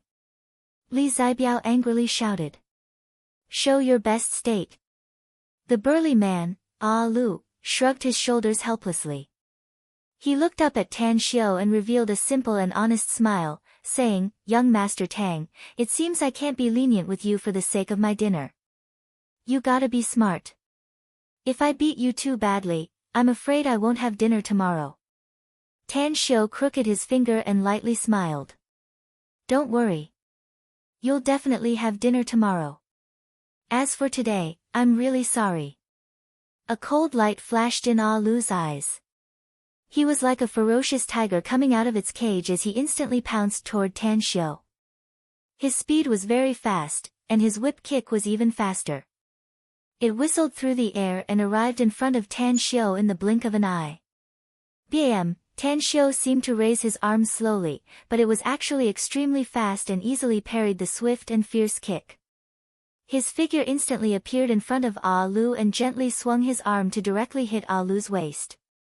Hiss! A gasp came out of Ah Lu's mouth and a horrified look could be seen in his eyes. The moment his figure landed on the ground, he staggered back a few steps and rubbed the spot where his waist was hit. He glared at Tan Xiao and said, "You can actually block my kick in the air. You're amazing. Young Master Tang's strength is really beyond my expectation. I hope you can prepare yourself for the next move." His toes kicked the ground. The moment Ah Lu loosened his grip on his waist, his body shot out like a cannonball and dashed to the front of Tan Xiao faster than before. The sound of his punches was very loud and the attack route was also very special. The seemingly curved trajectory of his punches was fast enough to attack the tip of Tan Xiao's nose. Pa! Tan Xiao moved lightning fast and grabbed Ah Lu's wrist in an instant. Ah Lu's expression changed. He felt as though his wrist was clamped by an iron clamp. Under the huge impact of his arm, he couldn't move forward even half a step. Just as he was about to use his other fist to attack Tan Xiao and conveniently use his leg to affect Tan Xiao, he suddenly felt a cramping pain in his abdomen. Bam! Ah Lu's body was sent flying backward. His buttocks were in the front while his feet and head were in the back. He flew backward for about 4 to 5 meters before his buttocks fell on the ground. "You're too weak." Tan Xiao shook his head and said, "If all of you here only have this much strength, then I'll be very disappointed. Because the children I've trained are stronger than you." "Shut up." Although the several strong men were shocked by Tan Xiao's strength, they were much stronger than Yang Hu and Ah Lu, so they all rushed forward. Not far away, upon seeing the situation, Ni Pengang hurriedly stood up and wanted to stop the strong men. However, Tang Yinda immediately grabbed his arm and shook his head at him. Then, he smilingly said, "Pengang, I've never talked big to you, have I? I'll tell you now that Xiao is just playing around. He's not serious at all. Else, even if all of us here join hands, I'm afraid we won't be his match." Ni Penggang's expression turned ugly and he said, "What nonsense are you talking about, Brother Tang? Don't tell me you don't know the strength of our brothers. Tan Xiao may be able to defeat Yang Hu and Ah Lu, but the two of them can't even be ranked in the middle among our 80 brothers. But those who are charging at him right now are all experts here. Our so-called experts are just a joke in Xiao's eyes," said Tang Yinda with a faint smile. "Pengang, let them play since they want to. I'm not worried about them as their father, so what are you worried about?" Ni Pengang hesitated for a moment. Then, he immediately sat down with a bit of annoyance and said, "Since you've said it like this, then I won't say anything more. I'd like to see if your precious son is really as capable as you said, and if he can easily beat us brothers to the ground." "Let's wait and see," said Tang Yinda meaningfully. "Humph, Xiao will surely surprise you." Ni Pengang snorted and said, "Humph. I'll be thanking God if you don't scare me." At the side of the duo, a glint flashed in Nijie's eyes. After listening to the conversation between her father and Tang Yinda, she suddenly said, "Dad, I think Tan Xiao is really powerful. Haven't you seen it yet? Yang Hu and Ah Lu didn't even cause any damage to Tan Xiao and were easily defeated by Tan Xiao. Do you think that even Uncle Li Zibiao can do this?" Ni Pengang stared blankly for a moment before his complexion completely changed. With a look of disbelief on his face, he got up from the chair again. He was keenly aware of the problem after his daughter reminded him. Let alone Li Zibiao, even an expert like him couldn't do it. There's another problem, Dad, said Nijia again. You also didn't realize it. Tan Xiu can easily defeat Yang Hu and Ah Lu. What does this mean? It means that he hasn't gone all out yet. Even his calm expression tells me that his strength is much stronger than what he showed. Much stronger. This, Ni Pengang was completely stunned. Chapter 1084. Tan Xiu stood there expressionlessly and looked at the three burly stalwart men who exuded a fierce aura. Just as they were a few meters away from him, he slowly raised his arm to stop them and said, "You three should be better than the previous two, but it's still not enough in my opinion. Why don't we play a bit bigger if you really want to play?" Li Zibiao took 2 steps back and looked at Tan Xiu with dread in his eyes. At the same time, he also felt deeply ashamed, feeling that he had made a fool of himself and made a fool of himself. Wait. He needed to wait for the result of the match. If Tan Xiu was defeated, then he wouldn't lose too much face even if he lost his face. But if Tan Xiu won again, he would really have no face to face the people in this warehouse. One of the 3 burly men asked in a low and muffled voice, "How do we play? The 3 of you may be experts in the eyes of others, but it's far from enough in my opinion," said Tan Xiu with a smile. "Since you want to have a match, then come at me together. With more than 70 people, you may be able to last longer." Arrogant. Arrogant. Let's fight first and talk later. The 3 men looked angry and rushed toward Tan Xiu at the same time. Tan Xiu shook his head with a smile. Not only did he not retreat or evade, but he also met the 3 men head-on. Facing the whistling fists and kicks coming at him, he punched more than a dozen times in a flash. As the 3 big men were sent flying backward, Tan Xiu grinned and said, "I just said that the 3 of you are too weak. It's too easy to torture you. Look at you, you just didn't listen to my advice. Now you're disgraced, aren't you? Disgraced." Disgraced, the 3 men fell to the ground at this moment, wishing they could dig a hole and hide inside. Only now did they know how terrifying Tan Xiu was. Even if the 3 of them joined forces, they still couldn't even last for a second and were cleanly cleaned up by him. The remaining 70 people, each and every one of them looked at Tan Xiu with tongue-tied eyes as though they were looking at a monster. Amazing. Valiant. They felt that many adjectives had been overshadowed, and there was no way to describe Tan Xiu's ferocity. They all knew the strength of the 3 brothers who were sent flying, but they didn't even last a second. This was simply unbelievable. Li Zibiao was also dumbfounded. He never expected that the battle would develop to this extent. How was this still a human? He was simply a beast in human form. Ni Pengang, who was sitting not far away, had just recovered from the shock. He directly covered his head upon seeing the current situation. He then looked at the smiling Tang Yunda and said, "I'm convinced, Brother Tang. There aren't many people that I, Ni Pengang, admire in my life, but your son is definitely one of them. Amazing. So martial cultivators are actually this powerful." "I've told you before," said Tang Yunda with a smile. Ni Pengang forced a smile and said, "I didn't quite believe it before. I've heard of Tan Xiu's abilities in traditional Chinese medicine, but I've never heard of his martial arts. I know he's a cultivator, but that's too far away from me, so." Tang Yunda waved his hand to interrupt him and smilingly said, "No need to explain. I brought Xiu here today, which proves that he has the ability to take over the affairs here and manage so many brothers. Pengang, you should understand how I handle things." With a solemn expression, Ni Pengang nodded and said, "I apologize for not thinking it through before, Brother Tang." "We're all brothers, so let's cut the formalities," said Tang Yunda with a smile. Ni Pengang finally smiled and nodded. "I'm completely relieved to hand over all of you to Tan Xiu." Tan Xiu glanced at the shocked Li Zibiao. In order to teach him a good lesson, he loudly said, "What are you guys still staring blankly for? Except for your captain, all of you can come at me together." Since my dad and uncle and I want to hand you over to me and let me lead you in the future, then show me your ability. Let me see if you have the qualifications to be my men. What? Hand him over. Each and every one of the more than 70 experts of the security company looked shocked, but they immediately shut their mouths when they saw Yang Hu and the others who had yet to crawl up from the ground. Li Zibiao took a deep breath. A glint flashed in his eyes as he shouted in a deep voice, "Didn't you hear Tan Xiu's words? What are you still staring blankly for? Let's do it together and not lose face. Attack! Attack! Attack!" More than 70 big men looked fierce and ferocious as they quickly rushed toward Tang Xiu. They didn't hold back their strength and quickly appeared in front of Tan Xiu with an attitude of risking their lives.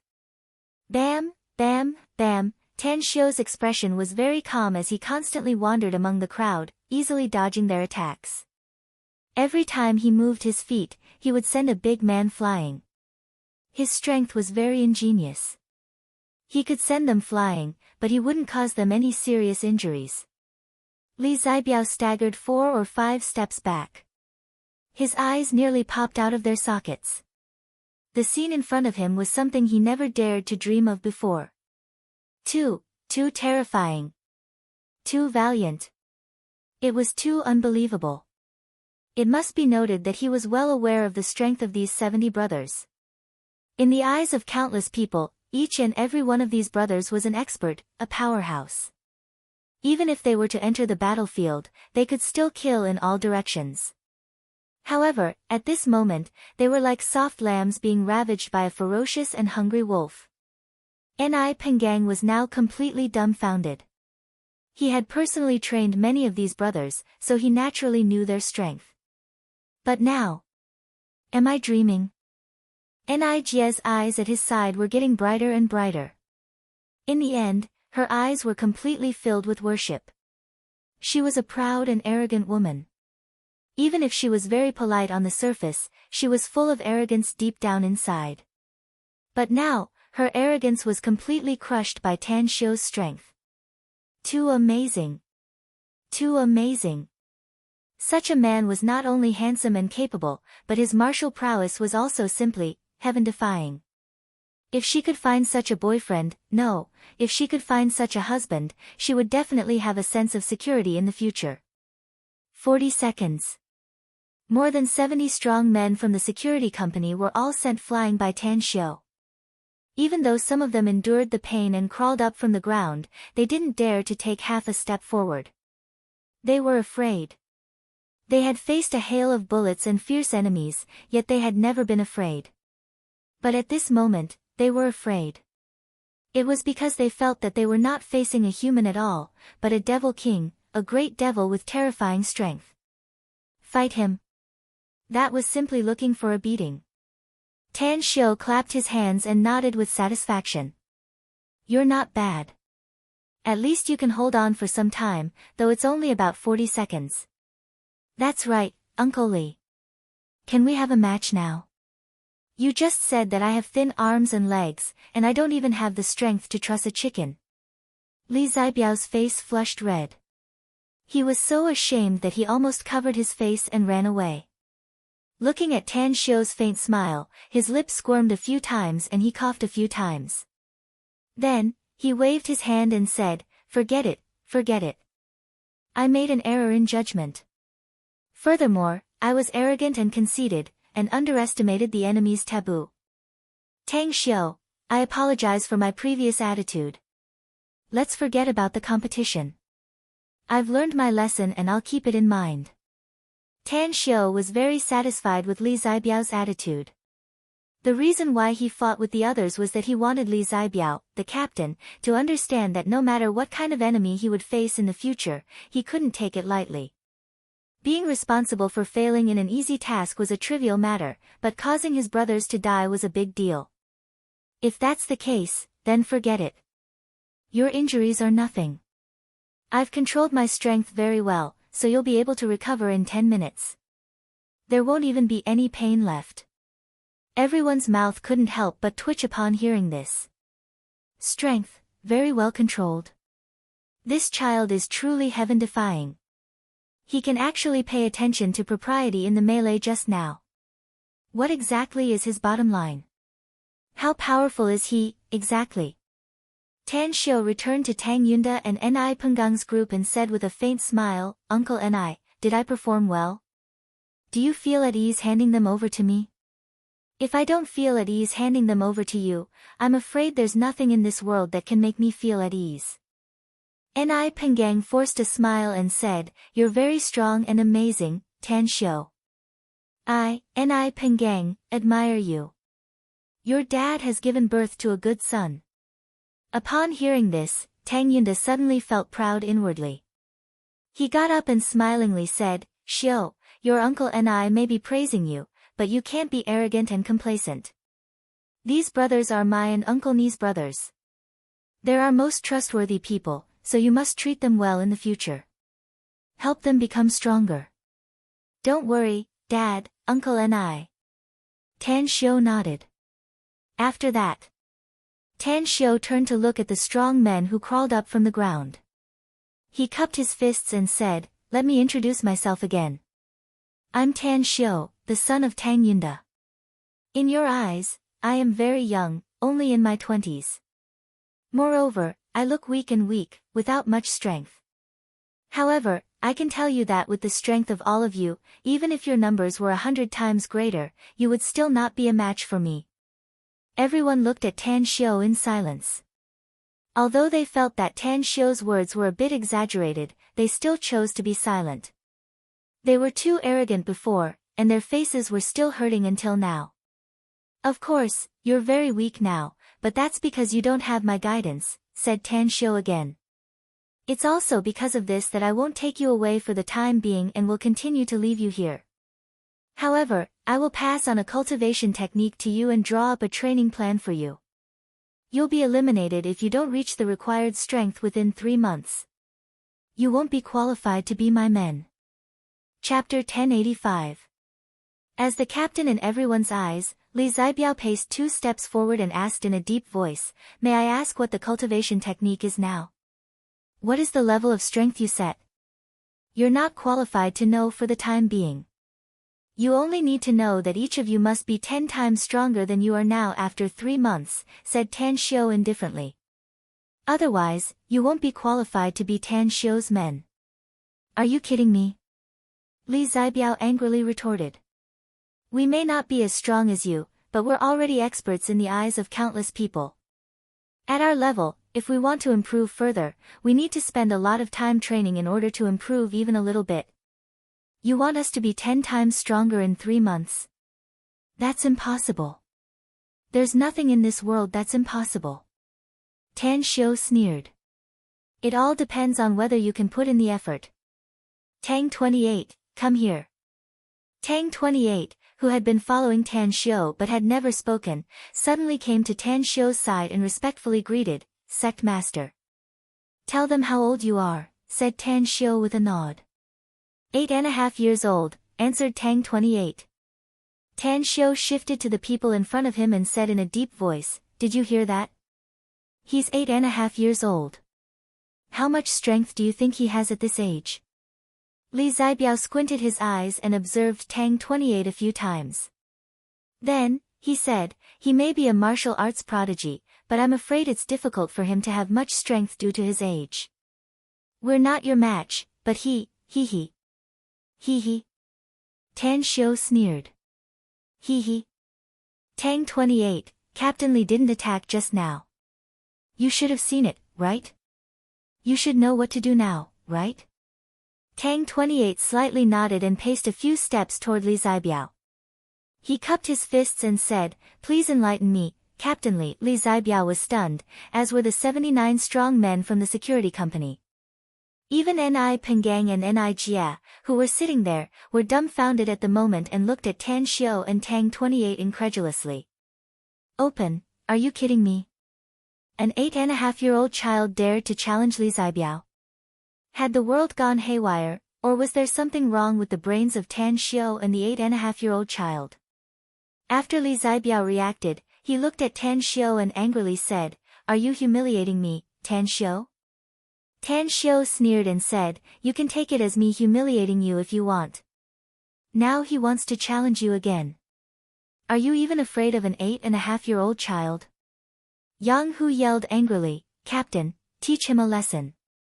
Ah Lu also shouted, "Captain, since they insist on showing off, then let's do it.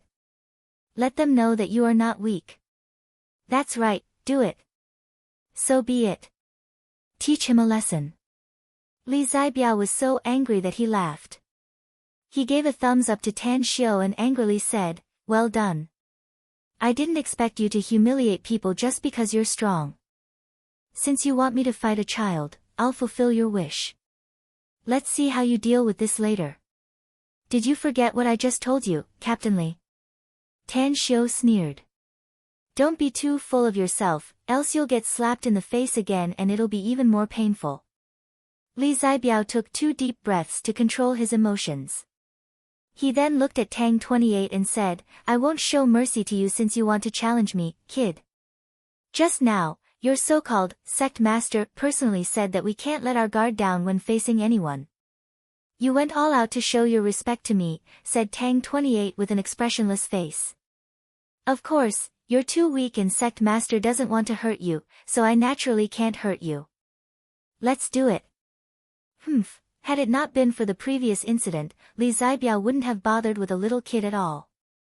But when he recalled what Tang Xiu had done before, he immediately put away his carelessness and kicked Tang 28 without any reservation. "Pa!" Tang 28 raised his small hand and directly slapped Li Zibiao's instep. Li Zibiao still felt as though he was hit by a hammer despite being separated by a shoe. "You're too weak and can't pose any threat to me." No wonder sect master felt bored and ordered all of them to attack you together. Tang 28 looked at Li Zibiao's face and his small body quickly leaped up. His foot moved lightning fast and directly kicked Li Zibiao's cheek. It was a kick. He only used 30% of his strength, yet it still sent Li Zibiao flying more than 10 meters away and heavily slammed against the wall. "What? That's impossible. My eyes must be playing tricks on me. Captain, what's going on? How can that child be so fast? And his strength? Even if Captain himself flew backward, it's impossible for him to fly that far, no? Did that little guy start practicing martial arts in his mother's womb? Even if he did, he can't be so powerful, right? I must be dreaming. I'm so fucking messed up." The 79 members of the security company exclaimed one after another. Disbelief was written all over their faces as though they had seen the most incredible thing in the world. "Are you all shocked?"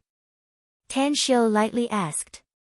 "Do you think it's impossible for Tang 28 to have such a powerful strength since he's only 8.5 years old?" Although the 79 people did not reply, their expressions clearly expressed their inner thoughts, which was, they did not believe it. "Make them believe it, Tang 28, said Tan Xiu. "Understood."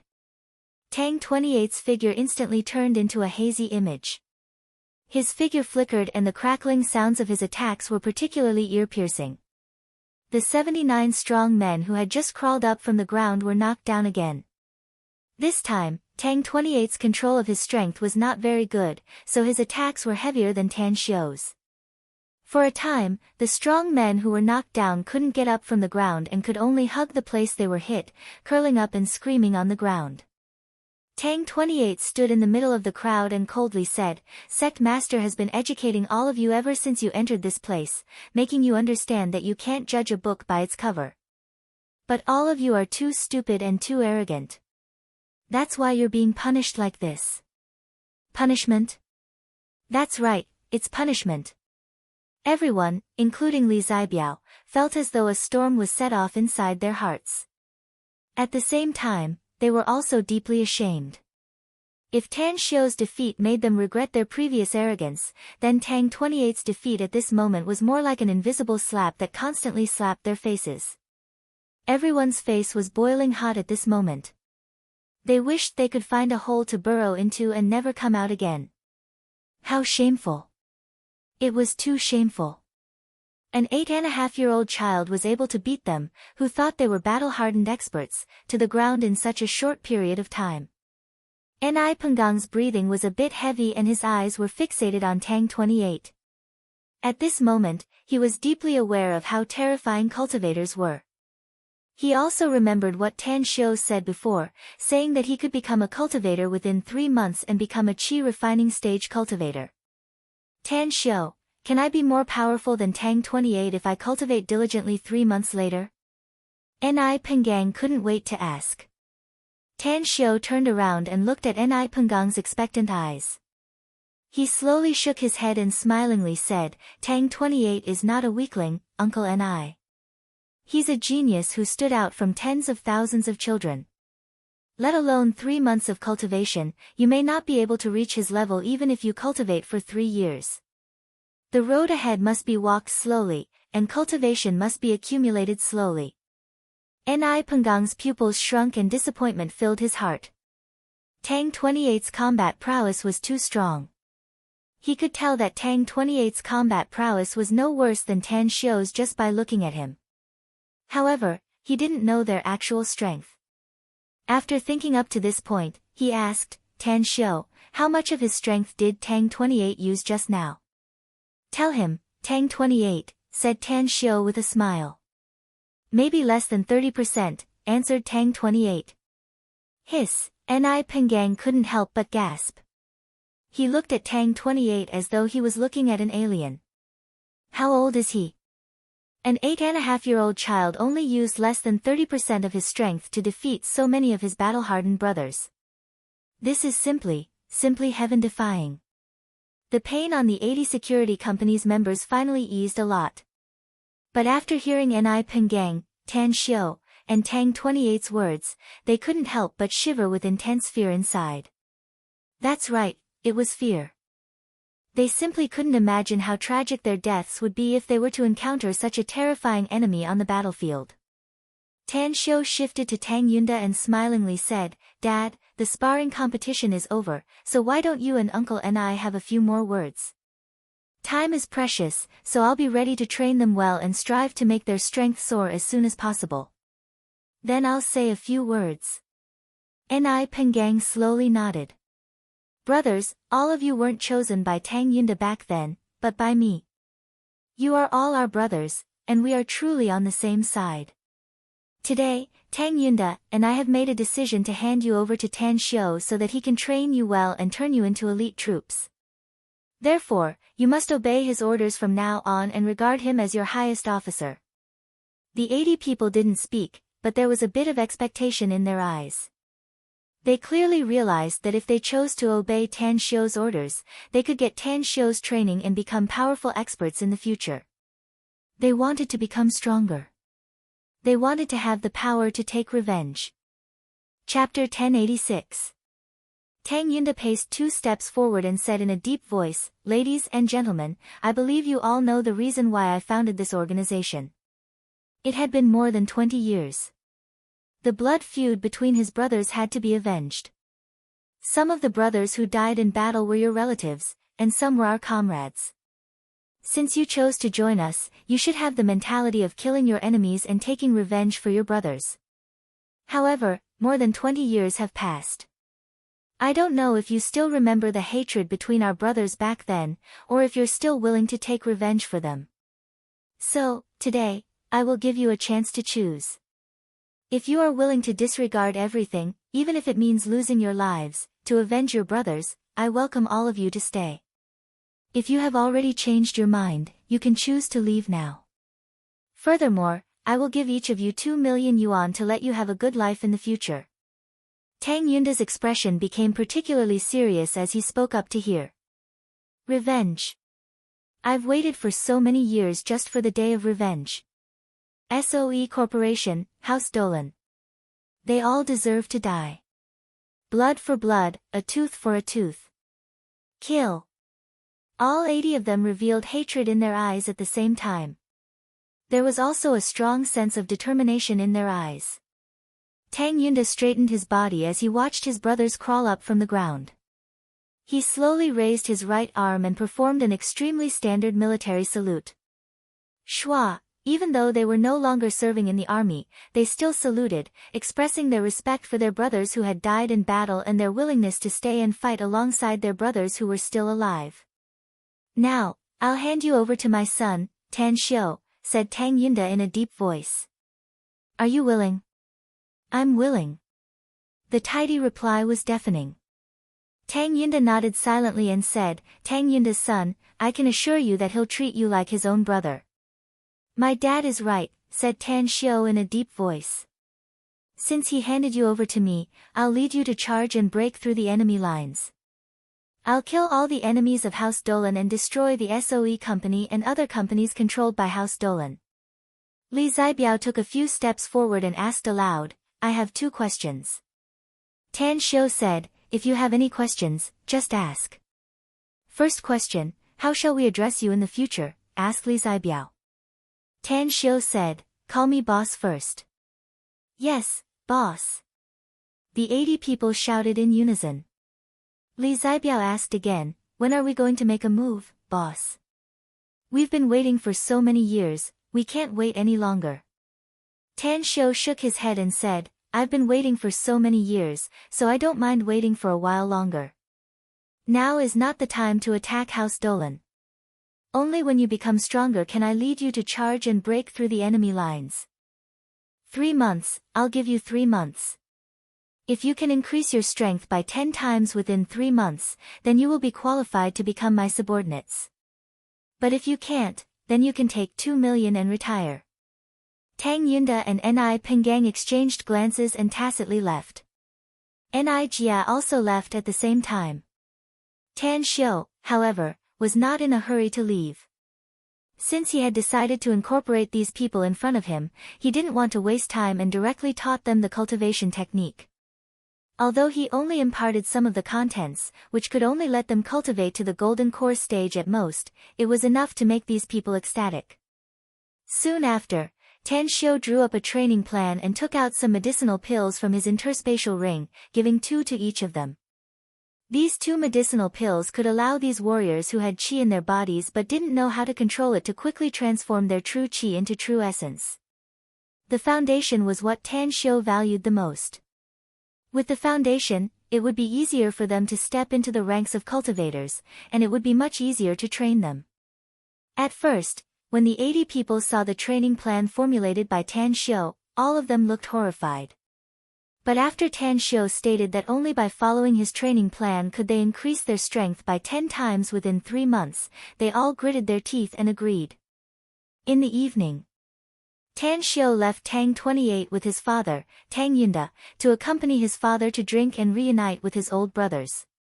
He then quietly took Tang An and rushed to Liang'an City. The distance between Shanghai and Liang'an City was only about 400 to 500 kilometers. Since the duo took the high-speed rail, it only took them 2 to 3 hours to reach Liang'an City. Sect Master Jin Shi, the chief person in charge of intelligence, had arrived in Liang'an City ahead of time after his injury had healed and had been waiting outside the train station for a long time. How's the situation over there? Asked Tan Xiu while walking. There are still a lot of strangers entering Liang'an City. Their whereabouts are the same as the previous ones, all of them are erratic and very strange, said Jin Shi. But our men have found their final gathering point. Where is it? Tan Xiu raised his brows and asked. It's a private club in the Golden Coast, answered Jin Shi. Is this club under Wen Feng's name? Asked Tan Xiu. According to our intelligence personnel's investigation, this club isn't under the name of Wen Feng or the Rivers and Mountains Group. It's under the name of a man named Zhu Heng. We've also investigated this Zhu Heng. This is the only property under his name, and he has no personal relationship with Wen Feng. Further, there are rumors that Wen Feng and Zhu Heng once had a grudge against each other, and the 2 of them fought in public. However, someone mediated later, so the matter was eventually left unsettled. It's a smokescreen. A contemptuous look flashed in Tan Xiu's eyes. It was very likely that Wen Feng and Zhu Heng had a deep relationship since those people who had a relationship with Wen Feng entered the private club run by Zhu Heng. Maybe they belonged to the same force, and the reason why they fought in public was likely to be a cover-up. How many people have gathered in the Golden Coast now? Asked Tan Xiao again. There's no way to calculate the specific details. The whereabouts of the other party are too secretive, and our intelligence personnel have yet to investigate many of them, answered Jin Shi. Also, the security personnel in the Golden Coast may look sparse and ordinary from the outside, but the inside is extraordinarily tight. There are at least 200 to 300 security personnel stationed there, so it's impossible to sneak in. Tan Xiao's expression turned serious. Such a high degree of security work indicated that the force was extremely huge, and this gathering was very important. Just as he entered the car, Jin Shi's mobile phone vibrated. He took it out and picked up the call, and the intelligence personnel's report came out: someone just entered the Golden Coast. The identity of the other party is Shaanxi province's wealthy businessman, Guo Tao. He has a very high status in Shaanxi province, and his wealth is also very huge. Got it. Jin Shi hung up the phone and looked at Tan Xiao, saying, Sect Master, just now. Tang Xiao raised his hand to interrupt him. He lightly nodded and said, I heard that Guo Tao's name. He's a real estate owner with a net worth of tens of billions of yuan. Also, he's a martial artist who runs a security company among his businesses. There are many big bosses with a net worth of tens of billions in the country, Sect Master. How do you know him? Could it be that you? No need to make wild guesses. I heard about him from a friend of mine, said Tan Xiao lightly. Before. Tan Xiao had heard Li Laozhan mention this wealthy businessman from Shaanxi province when he was chatting with him. He also learned that Guo Tao was a martial arts fanatic who once fought with Li Laozhan and beat the latter miserably. The most important thing was that Guo Tao was a ruthless man with a bestial nature to his bones. Every time he fought with someone, he would never stop until he saw blood, regardless of the identity of the other party. After giving it a thought, Tan Xiao took out his mobile and dialed Li Laoshan's number. Hello, Brother Tang. What kind of wind blew your phone to me today? This big brother has been waiting for you to drink with me for a long time. Li Laoshan's hearty laughter came from the phone. Old brother Li, I've been dealing with a lot of things recently, and many of them are thorny issues, so I couldn't find the time to drink with you for a while, said Tan Xiao with a smile. Just wait for me. I'll definitely find you and drink until we're drunk. It's a deal then, said Li Laozhan with a smile. Anyways, there should be something you need from me since you're calling me now, right? Tell me, as long as this big brother can do it, I'll do it without any hesitation.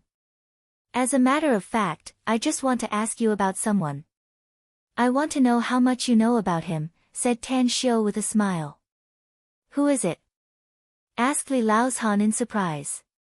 I still remember that when we were chatting, you told me about a person, Guo Tao, a wealthy businessman from Shaanxi province, said Tan Xiao. I want to know how much you know about this person, old brother Li. Li Laozhan was silent for more than 10 seconds before he slowly said, Brother Tang, if you ask someone else about him, perhaps you'll only get a superficial answer and won't be able to tell any details about him. But I know something about him, and it's a secret. Tan Xiao's expression moved and he inquired, Old brother Li, please tell me about it. Guo Tao is a successful wealthy businessman on the surface, but he's also a martial arts practitioner. He's very strong, and even if he hasn't reached the martial arts grandmaster realm, he's not far from it, said Li Laozhan. Furthermore, he also has a security company under him, and all of them are martial arts practitioners. Some of them are even experts that he has personally trained. However, that's not the secret I want to tell you. Guo Tao has another identity. He has been abroad for many years, and only returned to the country more than 10 years ago to set up his own company. He belongs to a very mysterious organization abroad. I don't know much about the details of this organization, but I do know that this organization is good at investigating and selling intelligence. Intelligence? The Darkwind organization? A chilling light flashed in Tan Xiao's eyes as he asked, Old brother Li, how do you know this secret information? Chapter 1087. I was seriously injured after that martial arts competition, said Li Laozhan. I was hospitalized for more than 2 months, so I personally went to look for him, but I couldn't find even a shadow of him. Therefore, I sent some people to investigate him in secret, but it took me a lot of effort to find out about him. Why selling information? Asked Tan Xiu. Brother Tang, you should ask your disciple about this. Said Li Laozhan. Didn't Qin Jizhong tell you about Guo Tao? Qin Jizhong also knows about Guo Tao, asked Tan Xiu in surprise. Brother Tang, the reason why I sent some people to investigate Guo Tao's selling information is because your disciple, Qin Jizhong, bought it from him, said Li Laozhan. Perhaps your disciple, Qin Jizhong, knows more about Guo Tao than I do. I'll contact Qin Jizhong first, old brother Li, said Tan Xiu. I'll look for you for a drink later. All right. Li Laozhan smiled and directly hung up the phone. Tan Xiu didn't rush to call Qin Jizhong again. Instead, he slowly closed his eyes and the information about the Dark Wind Organization appeared in his mind. The Dark Wind Organization. It was like a pair of eyes in the sky, always watching everything happening in every corner of the world. It was like an invisible imperial sword hovering above one's head, and a slight carelessness would likely cause one's neck to be cut off by this sword. How far is it? Asked Tan Xiu as he suddenly opened his eyes. It's a 40-minute drive, answered Jin Shi respectfully. Don't go to the Golden Coast for the time being, said Tang Xiu in a deep voice. Withdraw most of the intelligence personnel monitoring the Golden Coast and leave a few elites to keep an eye on a few groups of people. That's right, keep an eye on Guo Tao. Maybe he's the breakthrough point. Tang En's figure silently appeared next to Tan Xiu. Even Jin Shi, who was sitting on the front seat, had a slight change in his expression and a bit of dread secretly rose inside his heart. Grand Master, can't we just sneak in and get all the information directly? I have a feeling that things aren't that simple. Tan Xiu shook his head. You can turn invisible, and I also have an invisibility talisman with me. However, I don't think it's safe. If the Golden Coast security is very tight, they might have some means to detect us. So, at this time, we can't act rashly and alert them. We need to keep an eye on one or a few people, then break through them and thoroughly understand this organization. I'll personally keep an eye on Guo Tao, said Tang En respectfully. Tan Xiu slightly nodded in response and said, Jin Shi, send Tang En there. I parked the car by the roadside and took a taxi to find a place to stay. Remember, once you confirm that the target has left the Golden Coast, inform me immediately. Yes. Jin Shi complied and parked the car on the side of the road. Tan Xiu got off alone. Because there were no buildings nearby, and both sides of the road were filled with dealers, Tan Xiu took out his phone and dialed Qin Jizhong's number. Master. Qin Jizhong's respectful voice came from the phone. Where are you? Asked Tan Xiu. Liang'ang City, answered Qin Jizhong. I'll send you the address. Come here at once, asked Tan Xiu lightly. Remember, don't be ostentatious and come here by yourself. Half an hour later. A black Audi car stopped next to Tan Xiu.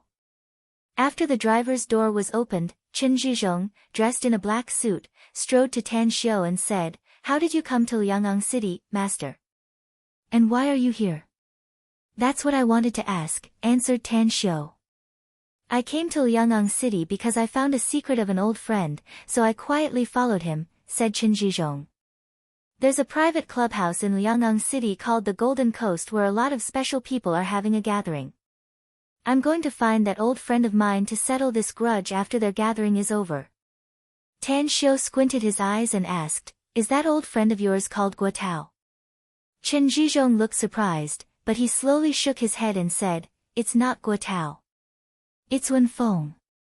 A glint flashed in Tan Xiu's eyes and he said in a deep voice, Tell me everything you know about Wen Feng, Guo Tao, and those special people from all over the Golden Coast. They're all members of the Dark Wind Organization if my guess is correct, master, said Qin Jizhong. Today should be the important triennial meeting of the Dark Wind Organization in China. Therefore, those people who came to the Golden Coast today should be the Dark Wind Organization's leaders in various provinces and cities across the country. The Dark Wind Organization. Killing intent flashed in Tan Xiu's eyes as he asked, "What is this transference transposition?" Transference transposition is the name of the important meeting held once every 3 years, explained Qin Zhizhong. As the name suggests, the person in charge of each province will exchange places with the person in charge of other provinces, while the person in charge of each city will exchange places with the person in charge of another city. That means the intelligence members of the entire Dark Wind organization will be completely disrupted and reshuffled to take charge of new places. Why would they do that? Asked Tan Xiu, puzzled. Isn't it very troublesome? It's to prevent the organization's members from developing their private forces without permission, answered Qin Zhizhong. How do you know so much about this matter? Asked Tan Xiu. Qin Zhizhong was silent for a moment and then forced a wry smile. Master, I actually had a lot of interactions with Wen Feng and Guo Tao, and some important things happened between us. More than a decade ago, Wen Feng and Guo Tao came to me together, hoping to buy several precious medicinal herbs from me. Hence, we became friends after constant contact. Furthermore, the three of us are martial arts practitioners and have our own topics that we're good at, so our relationship is constantly improving. We're just short of burning yellow paper and drinking blood wine to kowtow and become sworn brothers. Wen Feng is cunning, like a fox full of schemes and intrigues. The more I met him, the more I couldn't understand him. Guo Tao, on the other hand, is a ruthless and merciless character. He usually looks like a mature and stable successful man, but he's like a different person in 2 situations. One is when he's drinking, and the other is when he's fighting with others. Having said that, Qin Zhizhong took out a half-pack of cigarettes and handed one to Tan Xiu. He personally lit one for Tan Xiu and then lit one for himself. After taking a puff, he continued, "One time, Guo Tao was drunk and inadvertently revealed that he's the head supervisor of the Dark Wind organization in Shaanxi province. He also told me that Wen Feng is the head supervisor of Liang'ang city. As a result, he tried to get rid of me after he learned about it.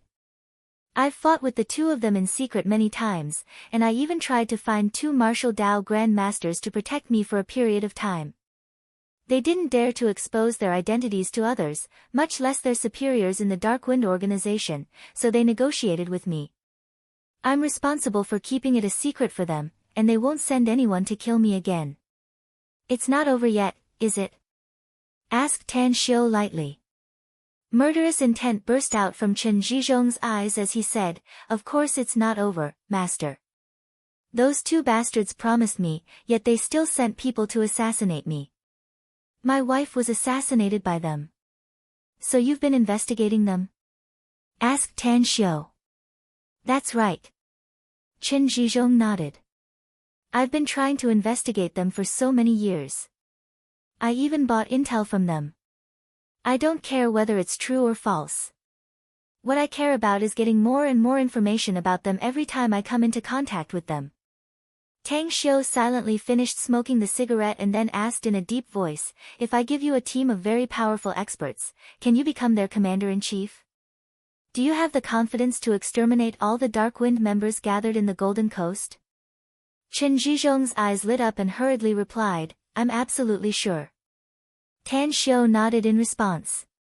After dialing a number, he said, "Senior Duanmu, the tumor in China should be removed, right?"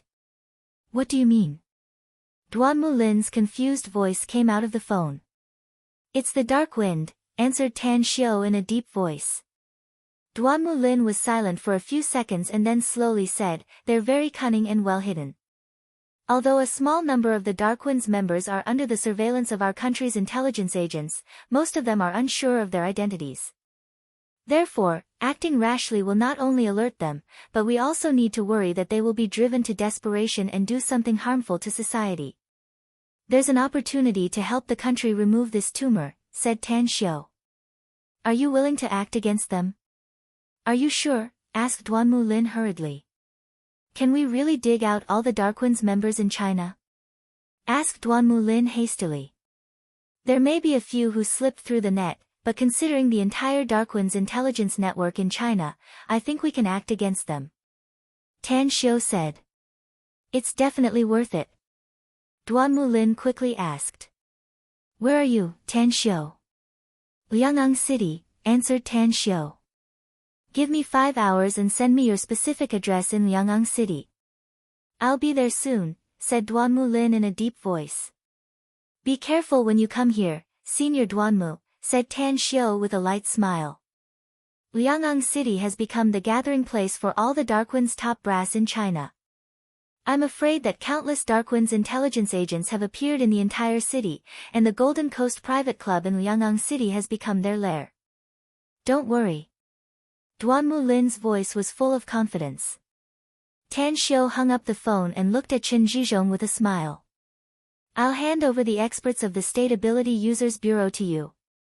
You must perform well. We'll immediately act after we get more information. Chapter 1088. 2 years ago, Chen Zhizhong was just an ordinary martial artist, not even a second-rate expert. At most, he could only bully those local ruffians. However, after 2 years of cultivation, his cultivation realm had been constantly improving and he had now broken through to the late stage of foundation establishment. Killing martial arts grandmasters was absolutely as easy as crushing ants. Master, Chen Zhizhong wanted to say something but hesitated, his face full of hesitation. Tan Xiu seemed to have seen through his thoughts and raised his brows. You don't have confidence in yourself, do you?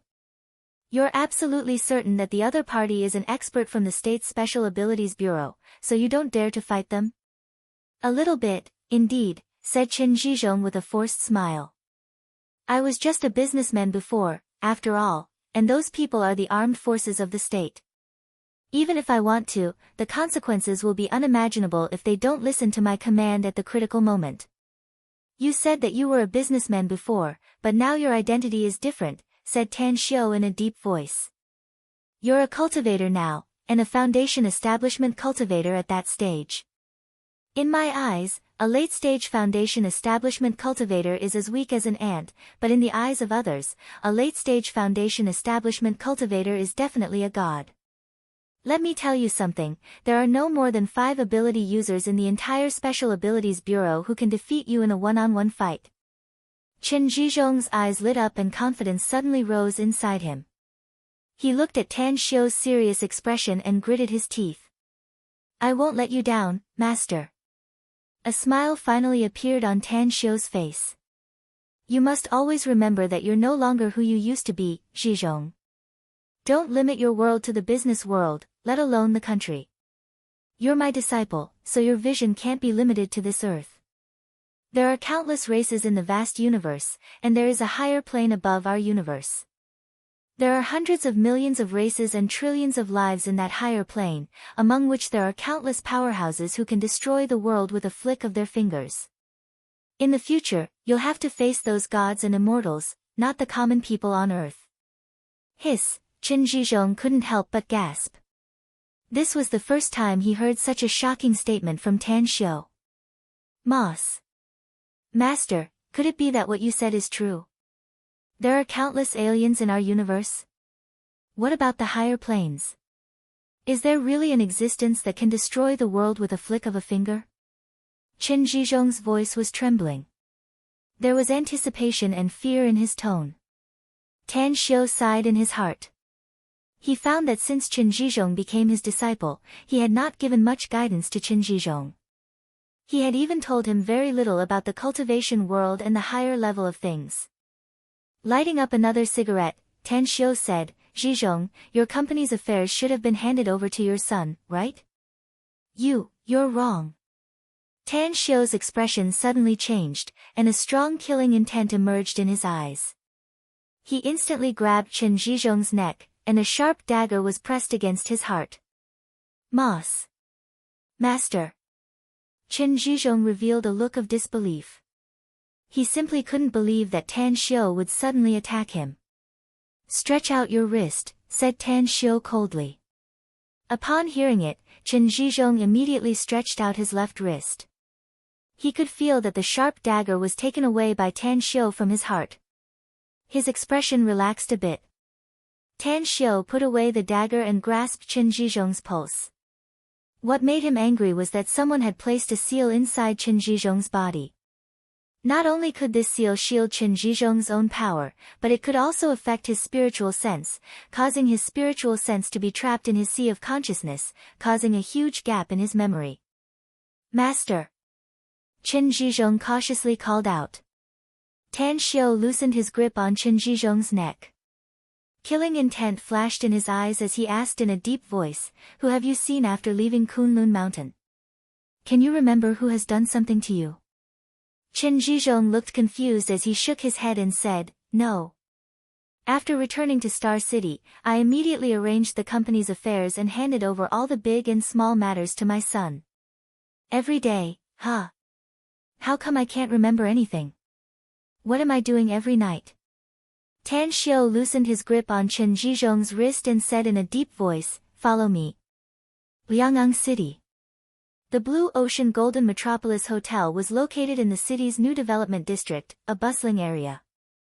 It was a 24-story hotel building with a presidential suite on the 20th floor, which was the most expensive hotel in Liang'ang City. Inside the presidential suite 2045, the room was pitch black. The window was open, and the cold wind blew in from the outside. Two figures flashed lightning fast and entered through the window. Tang Xiu's handsome face was illuminated by a lighter as he lit a cigarette. "We can get a room directly, master." Qin Zhizhong couldn't figure out why Tan Xiu didn't want to get a room but sneaked into this presidential suite instead. It must be noted that he had brought a group of men to this hotel and stayed in the 19th floor, where he had a room. The entire Liang'ang City should be under the surveillance of the Darkwind's intel operatives. Tan Xiu shook his head and said, "If my guess is correct, Wen Feng already got the news of your arrival the moment you stepped into Liang'ang City. It's very likely that there are many intel operatives of the Darkwind organization lurking in the dark in this hotel. Once the news of me coming back is leaked, I'm afraid they will start investigating my whereabouts." "What's wrong with me, master?" asked Qin Zhizhong in a flash. "I can't remember what I've been doing every night on the way here. I don't even know where I've been every night. Someone did something to your body. Although they didn't completely seal your cultivation, the restriction technique they used was very clever. You could have lived safe and sound for about 3 months at most if I hadn't discovered it in time," said Tang Xiu lightly. "But after 3 months, your internal organs will begin to fester, and your meridians will break bit by bit. At that time, no one will be able to save you unless a golden immortal of the great all-embracing heaven descends to the mortal world. Further, your memory has been affected by the restriction, causing you to forget a lot of important things." Qin Zhizhong's face turned pale and fear could be seen in his eyes. After Tan Xiu finished speaking, he stammered, "Master, you're right. I've been feeling that my memory has been deteriorating recently and I can't remember a lot of things. It turns out that someone has done something to me." Tan Xiu pointed to the ground in front of him and said, "Sit down cross-legged. I'll help you remove the restriction in your body. Also, I need some serene articulation grass to awaken your sealed memories." Qin Zhizhong hurriedly sat cross-legged in front of Tan Xiu and asked, "What kind of medicinal herb is this serene articulation grass, master? How come I've never heard of it before?" "You really haven't heard of it? It's because the serene articulation grass is not a medicinal herb, but a plant that can cause serious harm to the human body," said Tan Xiu lightly. "Only poison masters who like to refine poisons will pay attention to this plant. They will extract its internal essence and mix it with the serpent dragon pill to form a terrifying toxin." "Where can I find the serene articulation grass?" asked Qin Zhizhong. "You don't need to worry about the serene articulation grass," said Tan Xiu. "If nothing unexpected happens, someone will send it to you by tomorrow evening at the latest." Having said that, Tan Xiu reached out to press Qin Zhizhong's head and cast a secret technique. It only took him a few minutes to remove the restriction in his body. Liang'ang City, Golden Coast Private Club. A faint fragrance of jasmine pervaded the air in an exquisite garden house. A thin and pale old man with a head full of white hair was sitting cross-legged on a praying mat in cultivation. Suddenly, his body slightly trembled and he violently spurted out a mouthful of blood. As his eyes suddenly opened, a strong killing intent emerged in his eyes. It was broken. The old man's thin body floated up and instantly appeared at the window. He looked at the swaying shadows of the trees in the dark night outside and slightly clenched his fists. Bam! With just a punch, the entire window was blasted out. Whoosh! Whoosh! Whoosh! Numerous lightning-fast silhouettes dashed over from all directions. In just a few breaths, there were already dozens of men dressed in black and wearing black masks appearing outside the window. What happened, Elder Wei?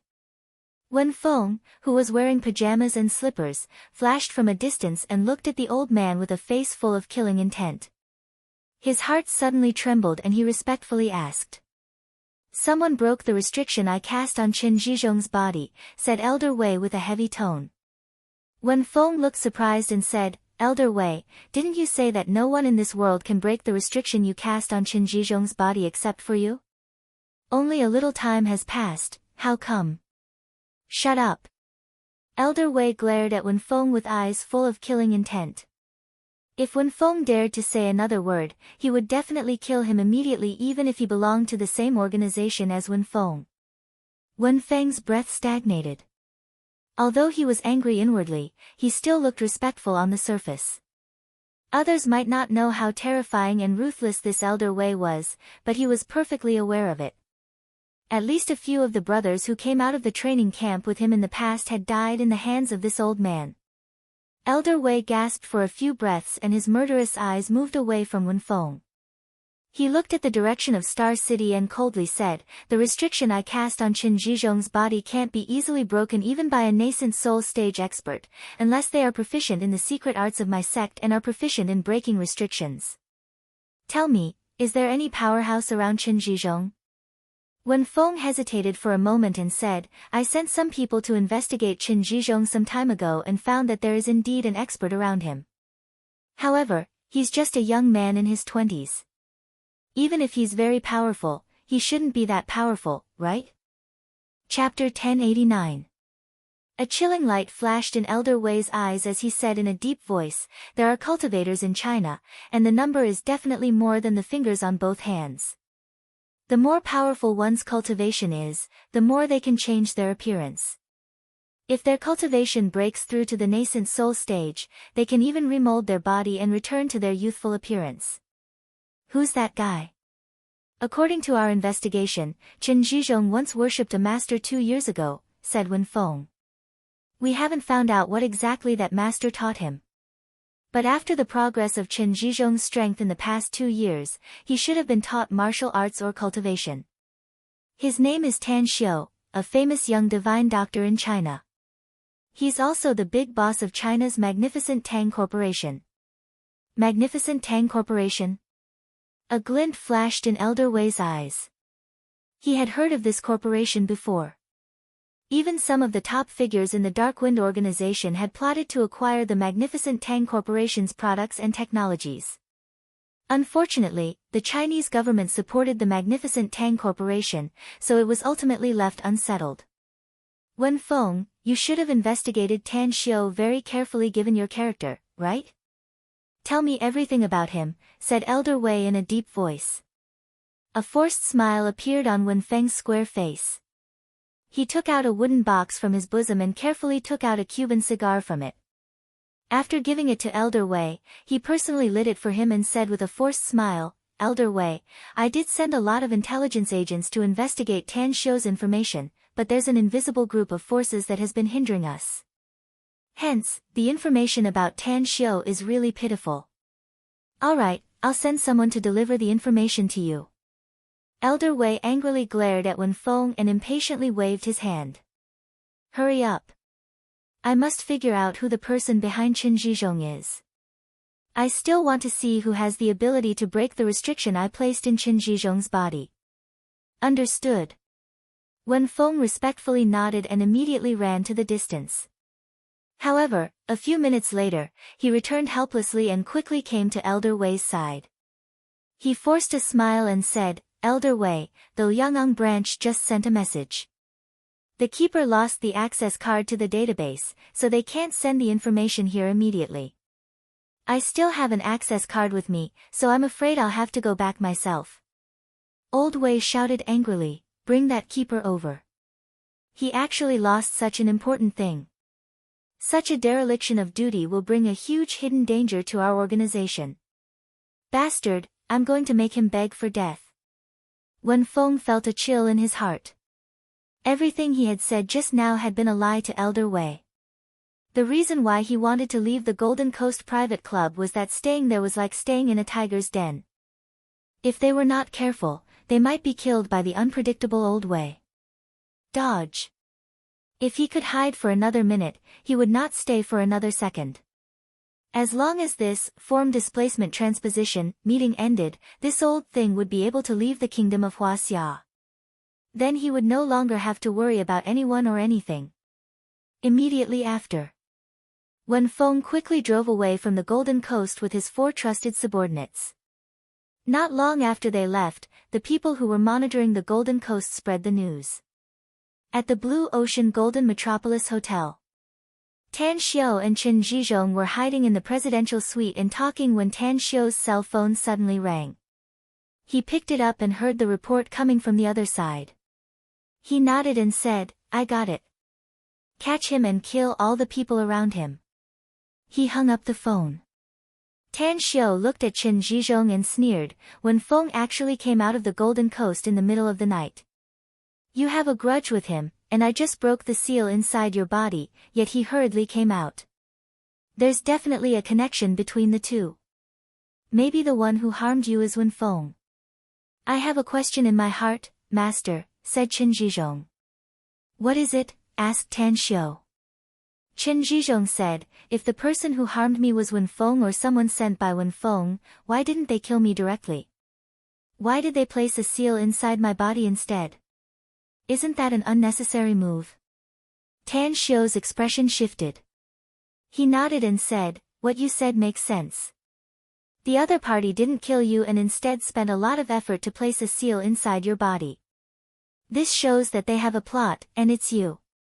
But what do they want?" "It's nothing but money. That's all I can take out," said Chen Zhizhong. Tan Xiao narrowed his eyes and nodded. "You're right.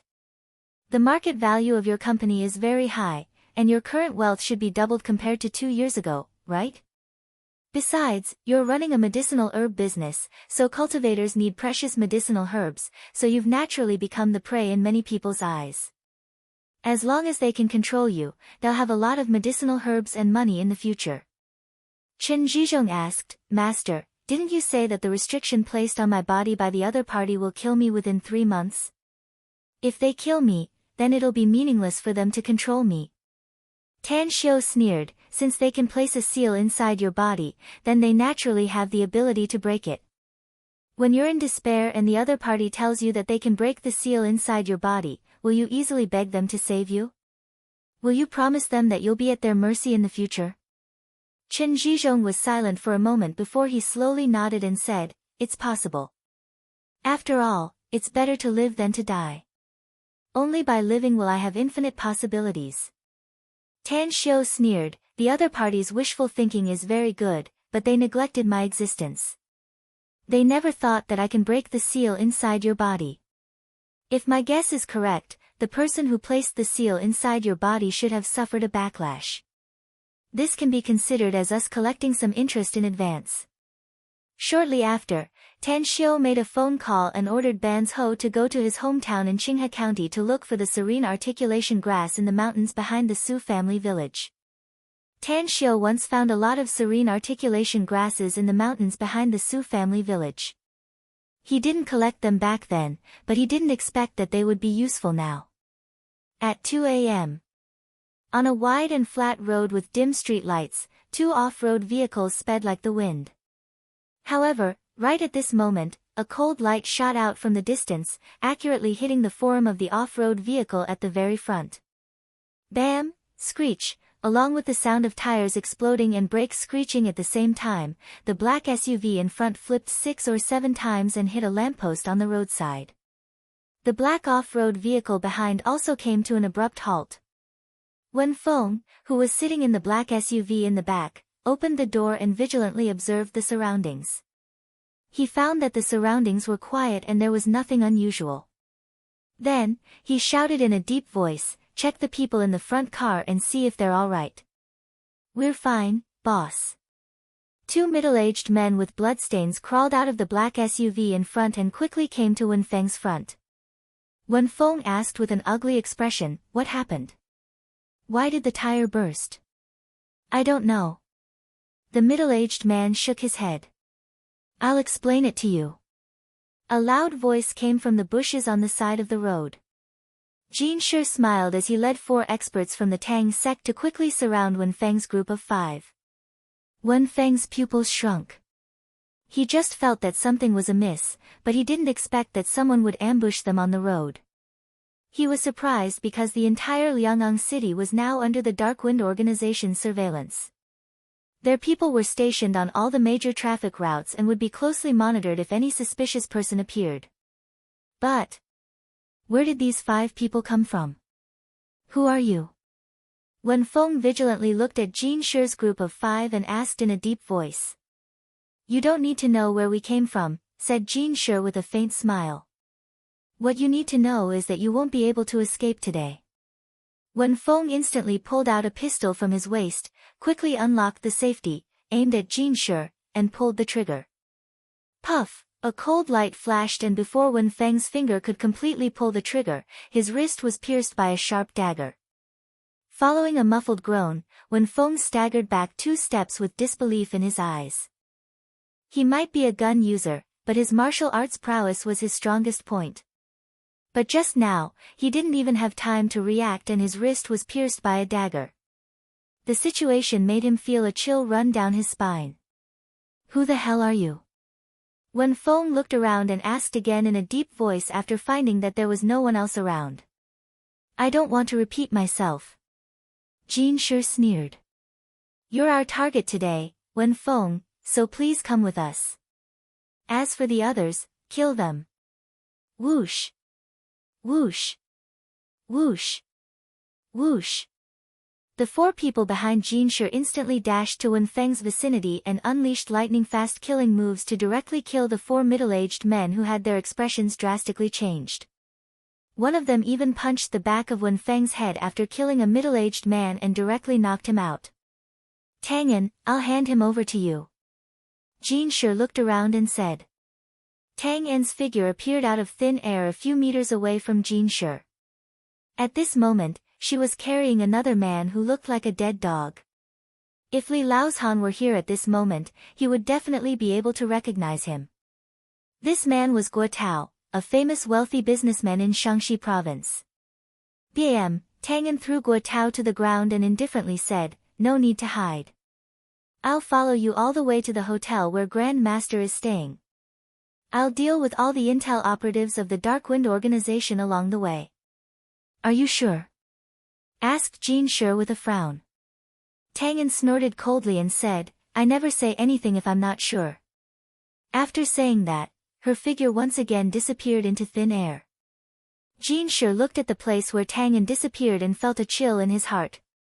He was very envious of Tang En's ability to appear and disappear unpredictably, but he also knew that it was impossible for him to practice such an ability like Tang En. Chapter 1090. At the Blue Ocean Jindu Hotel. Tan Xiu, who was sitting cross-legged in the presidential suite, suddenly heard his mobile phone ringing again. When he picked it up, Jin Shi's voice came out of the phone. "We've caught the people you asked us to catch, Sect Master. Also, Tang En has caught one more. Hand them over to Tang En. She knows where we are," said Tan Xiu. After a while, Tang En appeared in front of Tan Xiu and Chen Zhizhong while carrying the unconscious Wenfeng and Guo Tao.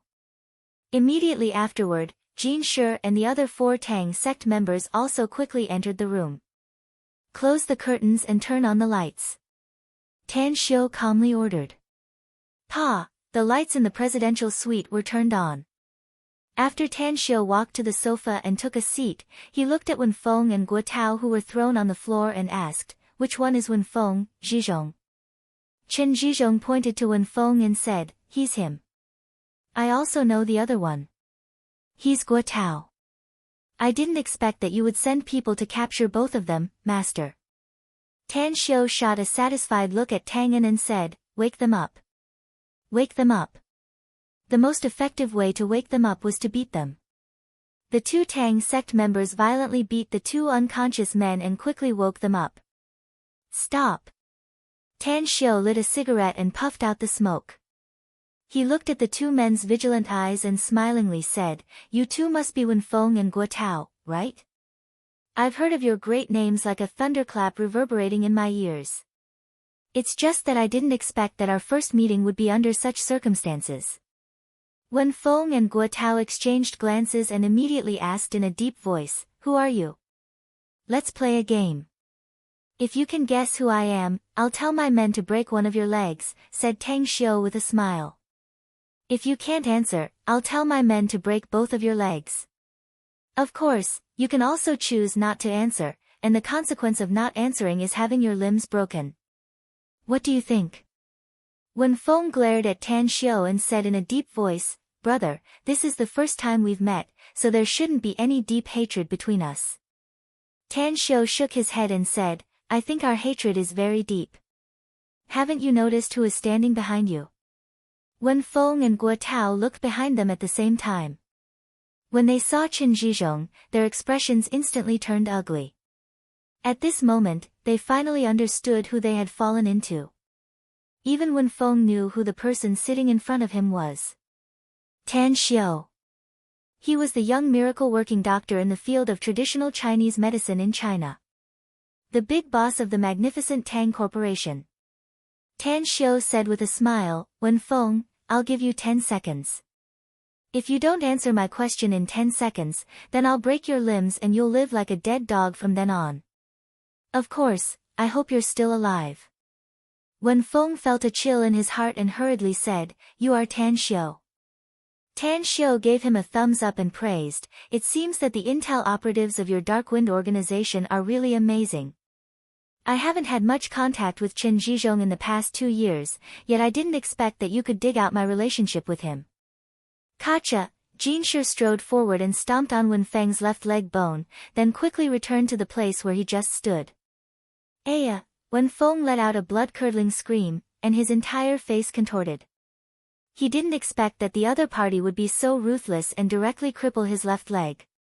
"Well then, answer my next question." Tan Xiu smiled again and said, "If I'm satisfied with your answer, I'll have your arm broken. If not, I'll break your remaining leg and arms." Wenfeng's heart was like falling into an ice cave. He had seen cruel and merciless people, and he himself was one of them. But now, he was like a fish on the chopping block. Under the shadow of death, he directly knelt in front of Tan Xiu and said, "Brother Tan Xiu, I know that I shouldn't have plotted against Qin Zhizhong and incurred enmity with him. Please spare me this time and I promise to stay as far away from you as possible when I see you in the future. You asked me to answer your questions and I'll answer them all. Please don't hurt me anymore." Tan Xiu raised his brows and looked at Qin Zhizhong, asking, "If he's willing to resolve the enmity between you two, will you do it?" Qin Zhizhong was silent for a moment and slowly said, "I'm not willing, but I'll listen to you, master. You said you won't haggle with them anymore, then I won't haggle with them in the future." Tan Xiu smiled and said, "If that's the case, then I'll make the decision for you and resolve the enmity between you and them. However, Wenfeng, you still need to answer some questions of mine. Please ask." "I'll tell you everything I know," said Wenfeng honestly. A wise man submits to circumstances. Tan Xiu raised his thumbs up and praised, "Well, it seems that you're very good. Then, tell me, who cast a restriction spell on Qin Zhizhong's body?" Wenfeng's heart turned cold. He didn't expect that Tan Xiu would guess that this matter was related to him. He hesitated for a moment before he steeled his heart and said, "It's Elder Wei." "Who's this Elder Wei?" asked Tan Xiu. "I don't know his name." Wenfeng shook his head and said, "I only know that he's a high-ranking member of our organization and I'm his subordinate. The reason why he attacked Qin Zhizhong was partly because of the enmity between me and Qin Zhizhong. On the other hand, he wanted to control Qin Zhizhong so that he could get the endless virtue pharmaceuticals, medicinal herbs and wealth later. Your organization is the Dark Wind, right? Asked Tan Xiu. That's right. Wen Feng nodded and said, I'm the one who's in charge of the Dark Wind's branch in Liang'ang City and Pengcheng in Huaxia. Guo Tao beside me is the one in charge of the Dark Wind branch in Shaanxi province. Your Dark Wind organization gathered in Liang'ang City tonight for the transposition meeting, right? Asked Tan Xiu. Are all the Dark Wind's regional leaders in Huaxia gathered here? You even know this? Asked Wen Feng in amazement. I know more than that, sneered Tan Xiu. Wen Feng was silent for a moment and suddenly asked, Are you an official of Huaxia? Do you really want to know? Asked Tan Xiu with a faint smile. Wen Feng stared blankly for a moment before his expression slightly changed. He hurriedly waved and said, Please don't tell me, Boss Tang.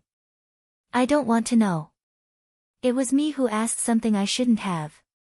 That's right. Tan Xiu chuckled and said, You must know as little as possible if you want to live a long life. Tell me now, Wen Feng. Where is this Elder Wei? Is he also in the Golden Coast Club? That's right. Wen Feng nodded and said, He's indeed in the Golden Coast Club. Also, it's impossible for me to leave this place at this time, but the seal he cast in Chen Zhizhong's body was broken and he suffered a backlash, so he flew into a rage and ordered me to go back to get the information about you. One last question. Tan Xiu nodded with satisfaction and said, If I'm satisfied with your answer, not only will I not kill you, but I'll also reward you instead. Please ask, said Wen Feng hurriedly. Who's the Dark Wind's general manager in Huaxia? Asked Tan Xiu. Does he have a list of all the Dark Wind's members in China? Asked Tang Xiu. Wen Feng wore a bitter expression and shook his head. I can't answer this question because I don't know who's the Dark Wind's general manager in China. But I know someone who can answer you. Tan Xiu looked at Guo Tao. Guo Tao sighed inwardly and said, Wang Sheng is the general manager in China. His whereabouts are very elusive. Unless he takes the initiative to contact me, I can only contact him through the Dark Wind's intelligence network at the end of each year. Further, the intelligence network changes every year. I haven't gotten a way to contact him this year, so I don't know where he is. What about the list? Asked Tan Xiu in a deep voice. Wang Sheng is the Dark Wind's general manager in China, so he naturally has a list of all the Dark Wind's members in China. But I only have the list of all the intel operatives in Shaanxi province. Tan Xiu was very satisfied with their answers. Although he already knew that both of them were ruthless characters, they were also cowards who were afraid of death. They would never be loyal to the Dark Wind once faced with death, much less willing to sacrifice their lives for this organization. Such people, they would definitely play a good role if used well. Jin Shi, heal his leg, said Tan Xiu. Jin Shi complied and quickly walked to Wen Feng's front. He grabbed his bare foot and reconnected his leg bone. Amidst Wen Feng's screams, he used his true essence to nourish the broken bone and then slowly said, Don't exert any force on your left leg for 10 days. Intense joy filled Wen Feng's heart. He realized that Tan Xiu finally wouldn't kill him, else he wouldn't have asked his men to treat him. What else do you want to know, Boss Tang? I'll tell you everything I know. I'll tell you too, said Guo Tao in a muffled voice. I've asked all the questions I wanted to ask and I'm satisfied with your answers, said Tan Xiu with a smile.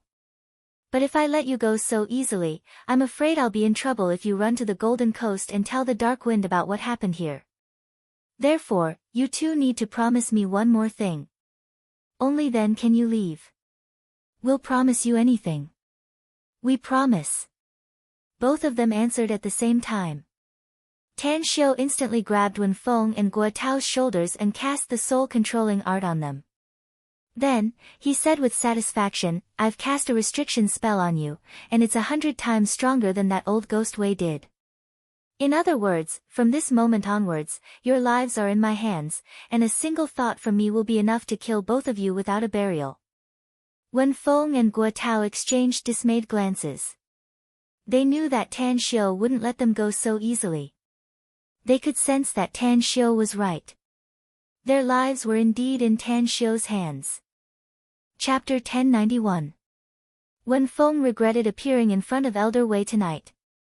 He regretted telling Elder Wei about Tan Xiu's matter. He wouldn't have had to leave the Golden Coast if he hadn't. He wouldn't have been caught by Tan Xiu's men if he hadn't left the Golden Coast. His life was now in Tan Xiu's hands. However, things had come to this point, and there was no medicine for regret in this world.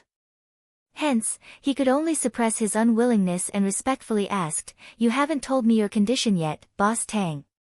"My condition is that you do as old geezer Wei said. Give him my information and pretend that nothing happened," Tan Xiu smilingly said. "Then, lurk in the Golden Coast and secretly put this drug in their meals while they're having their meals." With that said, Tan Xiu took a porcelain bottle from his interspatial ring and threw it to Wen Feng, saying, "This drug won't kill them, but it'll make them powerless for a short time. Notify me immediately after they take the medicine. I'll lead my men to slaughter all the members of the Darkwind organization in China. Boss Tang, if you exterminate all the members of the Darkwind organization in China, then only death awaits us." Wen Feng was aghast. "You still don't know how powerful the Darkwind organization is, do you? This organization may be hiding in the dark, but its overall strength is definitely not inferior to the top 3 forces in the world. Once all the members of the Darkwind organization are exterminated, the HQ will definitely send a large number of elite troops to investigate you. Don't say that I'm confident that the people sent by the Darkwind HQ won't be able to investigate me. Even if they can, what can they do to me?" Tan Xiu sneered. If it weren't for the fact that I have too many things to deal with, I would have already wiped out the entire Darkwind organization. Since when did they have the chance to live like a cancerous tumor that relies on selling the private information of others?" Wen Feng and Guo Tao exchanged glances. Both of them had seen arrogant people before, but they had never seen someone as arrogant as Tan Xiu to this extent. "The ignorant are fearless." The two men ruminated this sentence several times in their hearts and couldn't help but sigh secretly. Their lives were in his hands, and they knew that they could only do as he said. "We agree." The two of them nodded silently. Wen Feng carefully put away the porcelain bottle. After a while, as the duo was taken away by Jin Shi, Tan Xiu then looked at Qin Zhizhong and said, "There's still a problem with your body, so I won't give you the command this time. Now is not the time. Go to sleep first. When you wake up, you should remember a lot of things from before. Don't worry, within 7 days at most, all of your blinded memories will awaken." Qin Zhizhong silently knelt down in front of Tan Xiu, kowtowed 3 times and got up, saying, "Thank you, Master. I will always remember your kindness." Tan Xiu waved his hand and said, "There's no need for you to tell me about your great kindness. You're just my in-name disciple. If your cultivation can break through to the spirit formation stage in a few years, I'll take you as my successor disciple and teach you more powerful cultivation techniques, as well as many immortal arts and secret arts." Spirit formation stage. Qin Zhizhong clenched his fists and a firm look flashed in his eyes. He then said in a deep voice, "I'm confident that I can break through to the spirit formation stage in the next few years, Master. Though I don't know where my confidence comes from." Tan Xiu secretly found it funny. Qin Zhizhong had obtained the inheritance of the Diablo Precantator clan and was no longer the same as before. Just based on his physique alone, he could be ranked in the top 3 among his disciples. It would be a problem if he couldn't break through to the spirit formation stage in a few years. Time fleeted by. In the blink of an eye, it was already 4:00 in the afternoon. As Tan Xiu was sitting cross-legged in the hotel's presidential suite, silently absorbing the demonic power inside the demon nucleus, the presidential suite's door was knocked and Duan Mulin's voice came from the outside. "Tan Xiu, it's me. Open the door." Tan Xiu floated up and instantly appeared in front of the door. He reached out and opened the door. He looked at Duan Mulin and Zhu Long outside and moved aside to let them in. "How's the situation here, Tan Xiu?" Duan Mulin was obviously very afraid of the existence of the Darkwind organization. He even wanted to get rid of this organization from China, so he couldn't wait to ask as soon as he came in. My men are monitoring the vicinity of the Golden Coast and have confirmed that all the high-level members of the Darkwind organization in China have gathered there, said Tan Xiu. If you really want to get rid of this organization, Senior Duanmu, I think we can act now. A chilling light flashed in Duanmu Lin's eyes and he asked in a deep voice, how sure are you? Only a few of my men have come to Liang'ang City, about a dozen in total, said Tan Xiu. But as long as the number of experts from your Special Abilities Bureau comes here, I'm sure I'll make them unable to escape and leave their lives here. The demonic beasts in the Himalayas are constantly being killed by humans, but most of the experts from the Special Abilities Bureau are still there. Duanmu Lin forced a wry smile. I only brought 20 people with me this time. But I can mobilize the army to encircle and annihilate them if you need. I'm sure those intel operatives of the Darkwind organization aren't very powerful cultivators, right? Tan Xiu was silent for a while before he waved and said, the Darkwind organization has hidden very deep in China. Maybe they have their men in the Liang'ang City Police or the garrison here. Hence, we can't easily mobilize the army to deal with them. Let's wait and see. I've arranged a hidden chess piece. If they perform well, we can wipe out all the people in the Golden Coast even if there are only 30 or 40 of us. Duanmu Lin's expression shifted and he hurriedly asked, what hidden chess piece? Senior Duanmu, don't you think it'll be less mysterious if we reveal it? Tan Xiu mysteriously smiled. Let's wait and see. It'll be time for us to act when we get the news from there.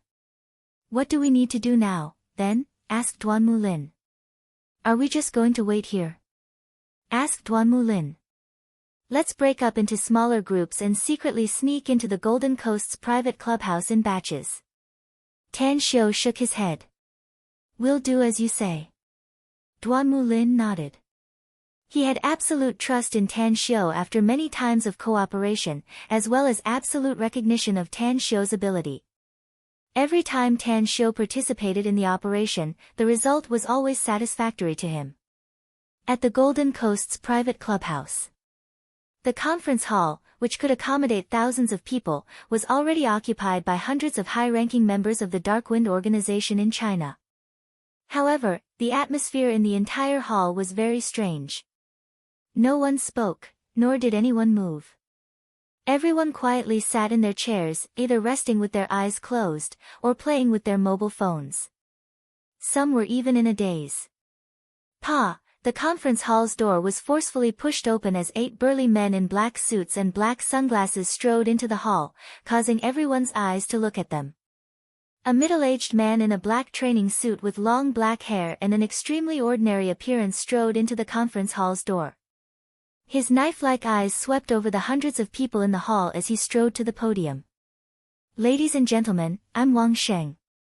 His cold words were instantly transmitted to everyone's ears. Whoosh! At this moment, hundreds of people stood up and saluted Wang Sheng. They all knew Wang Sheng's name, but some of them had never seen him in person. They were well aware that since Wang Sheng could become the head of the Darkwind organization in China, his status in the Darkwind's headquarters must be very high. Take a seat. Wang Sheng nodded. Just as he uttered a word, a burly man moved a chair over and placed it behind Wang Sheng. Below. Wen Feng calmly observed Wang Sheng. This was his first time meeting Wang Sheng, and he knew that for such a big shot to personally come, he most likely had something important to announce. Wang Sheng had never attended any of the previous meetings, and he had never been exposed to everyone. No matter what happens, the Darkwind organization will no longer exist in China after today. Wen Feng glanced to the left and found that Guo Tao was also looking at him. Both of them immediately nodded imperceptibly. Wang Sheng's eyes kept moving on the faces of the organization's members. After a few simple opening remarks, he got to the point. Ladies and gentlemen, all of you are the elites of the organization and have made great contributions to the organization over the years. However, our Darkwind organization has been hiding behind the scenes and monitoring all the big and small events all over the world. It's also the most mysterious existence in the eyes of the world. However, I just received an order from the headquarters that our Darkwind organization will announce the armed forces we have in 3 days. At that time, we'll let the world know that our organization is the strongest force in the world. Announce? Stand in front of the stage. More than 100 people revealed shocked expressions.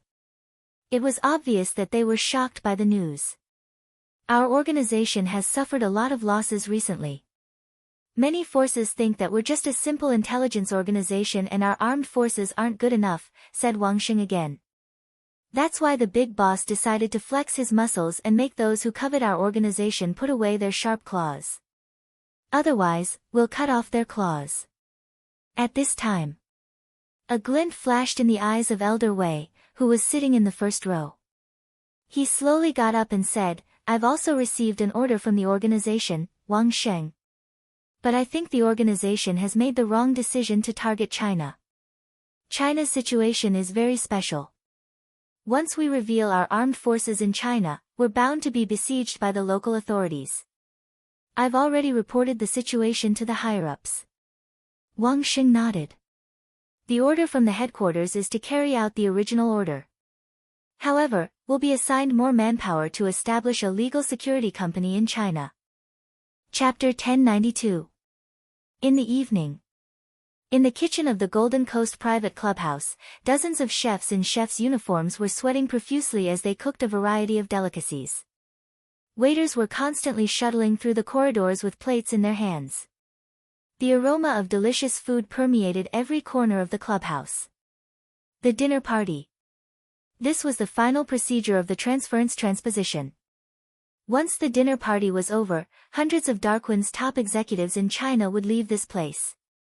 The important news had been announced by Wang Sheng, and the area each of them would be responsible for the next 3 years had also been announced.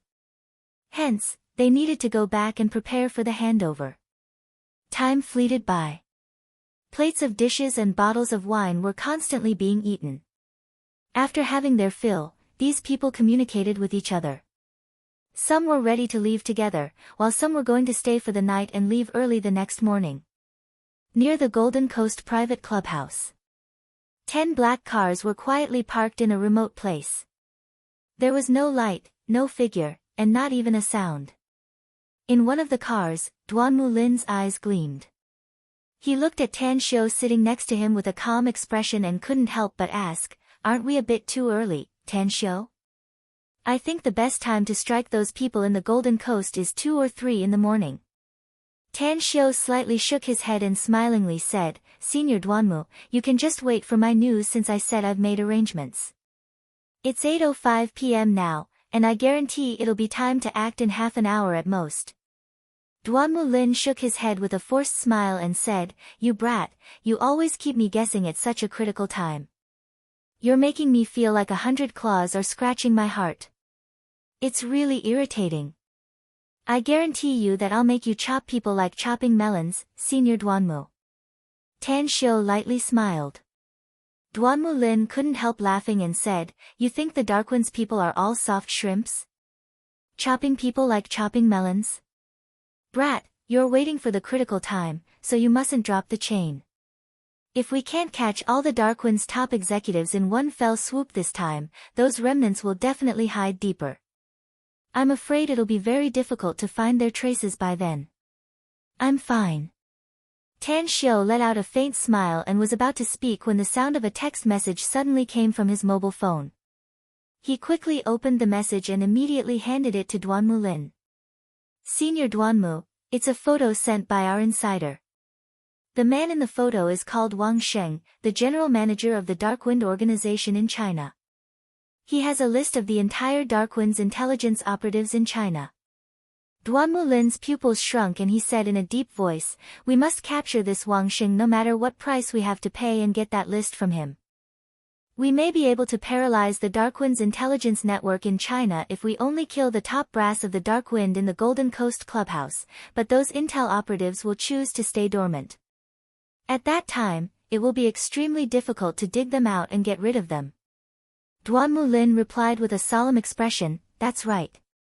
That's why we must get that list no matter what price we have to pay."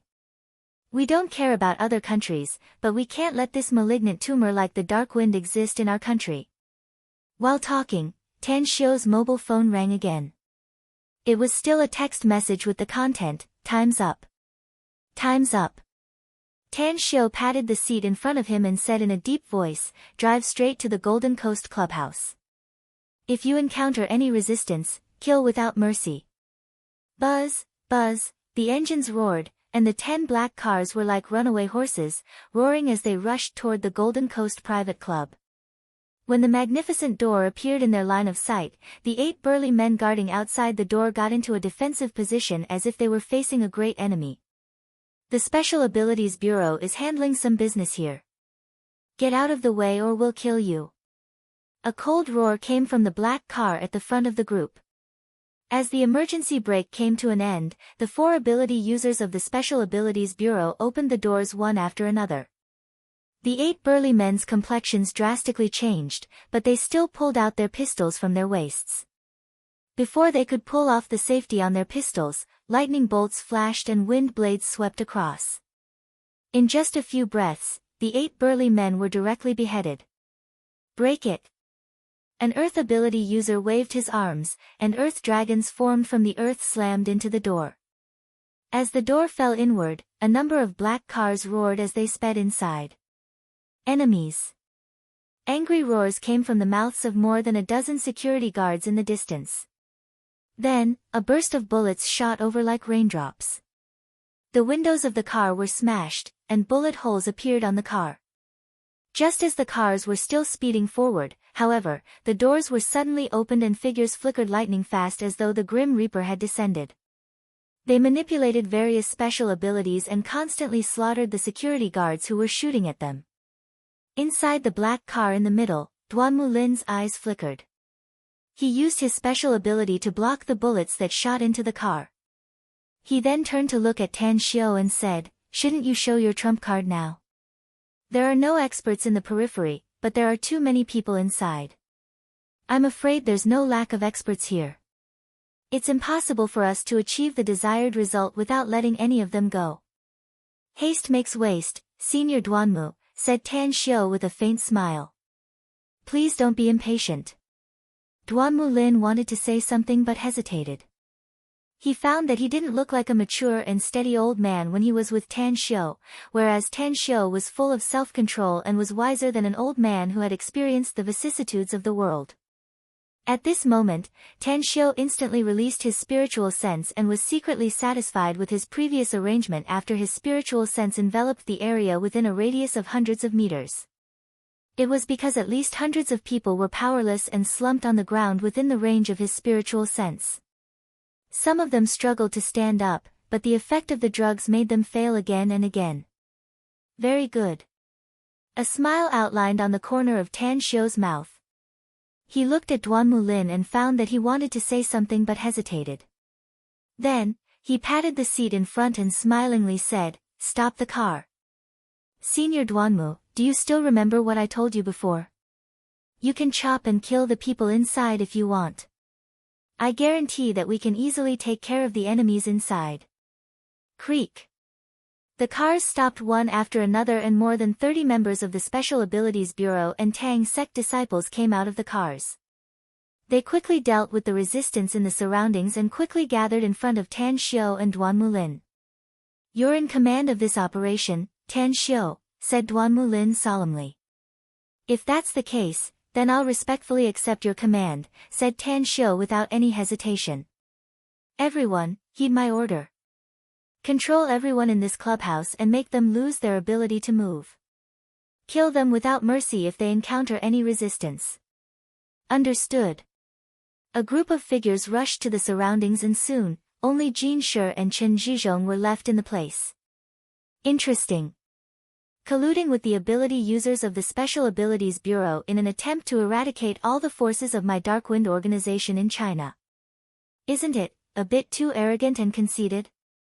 More than a dozen cultivators exuding powerful auras rushed out of the clubhouse lightning fast. As their voices faded away, they came before Tan Xiu and Duan Mulin's group of 4. Tan Xiu touched his chin and smilingly said, "If my guess is correct, your elder Wei, right? Are you the one who cast the restriction spell on my good-for-nothing disciple?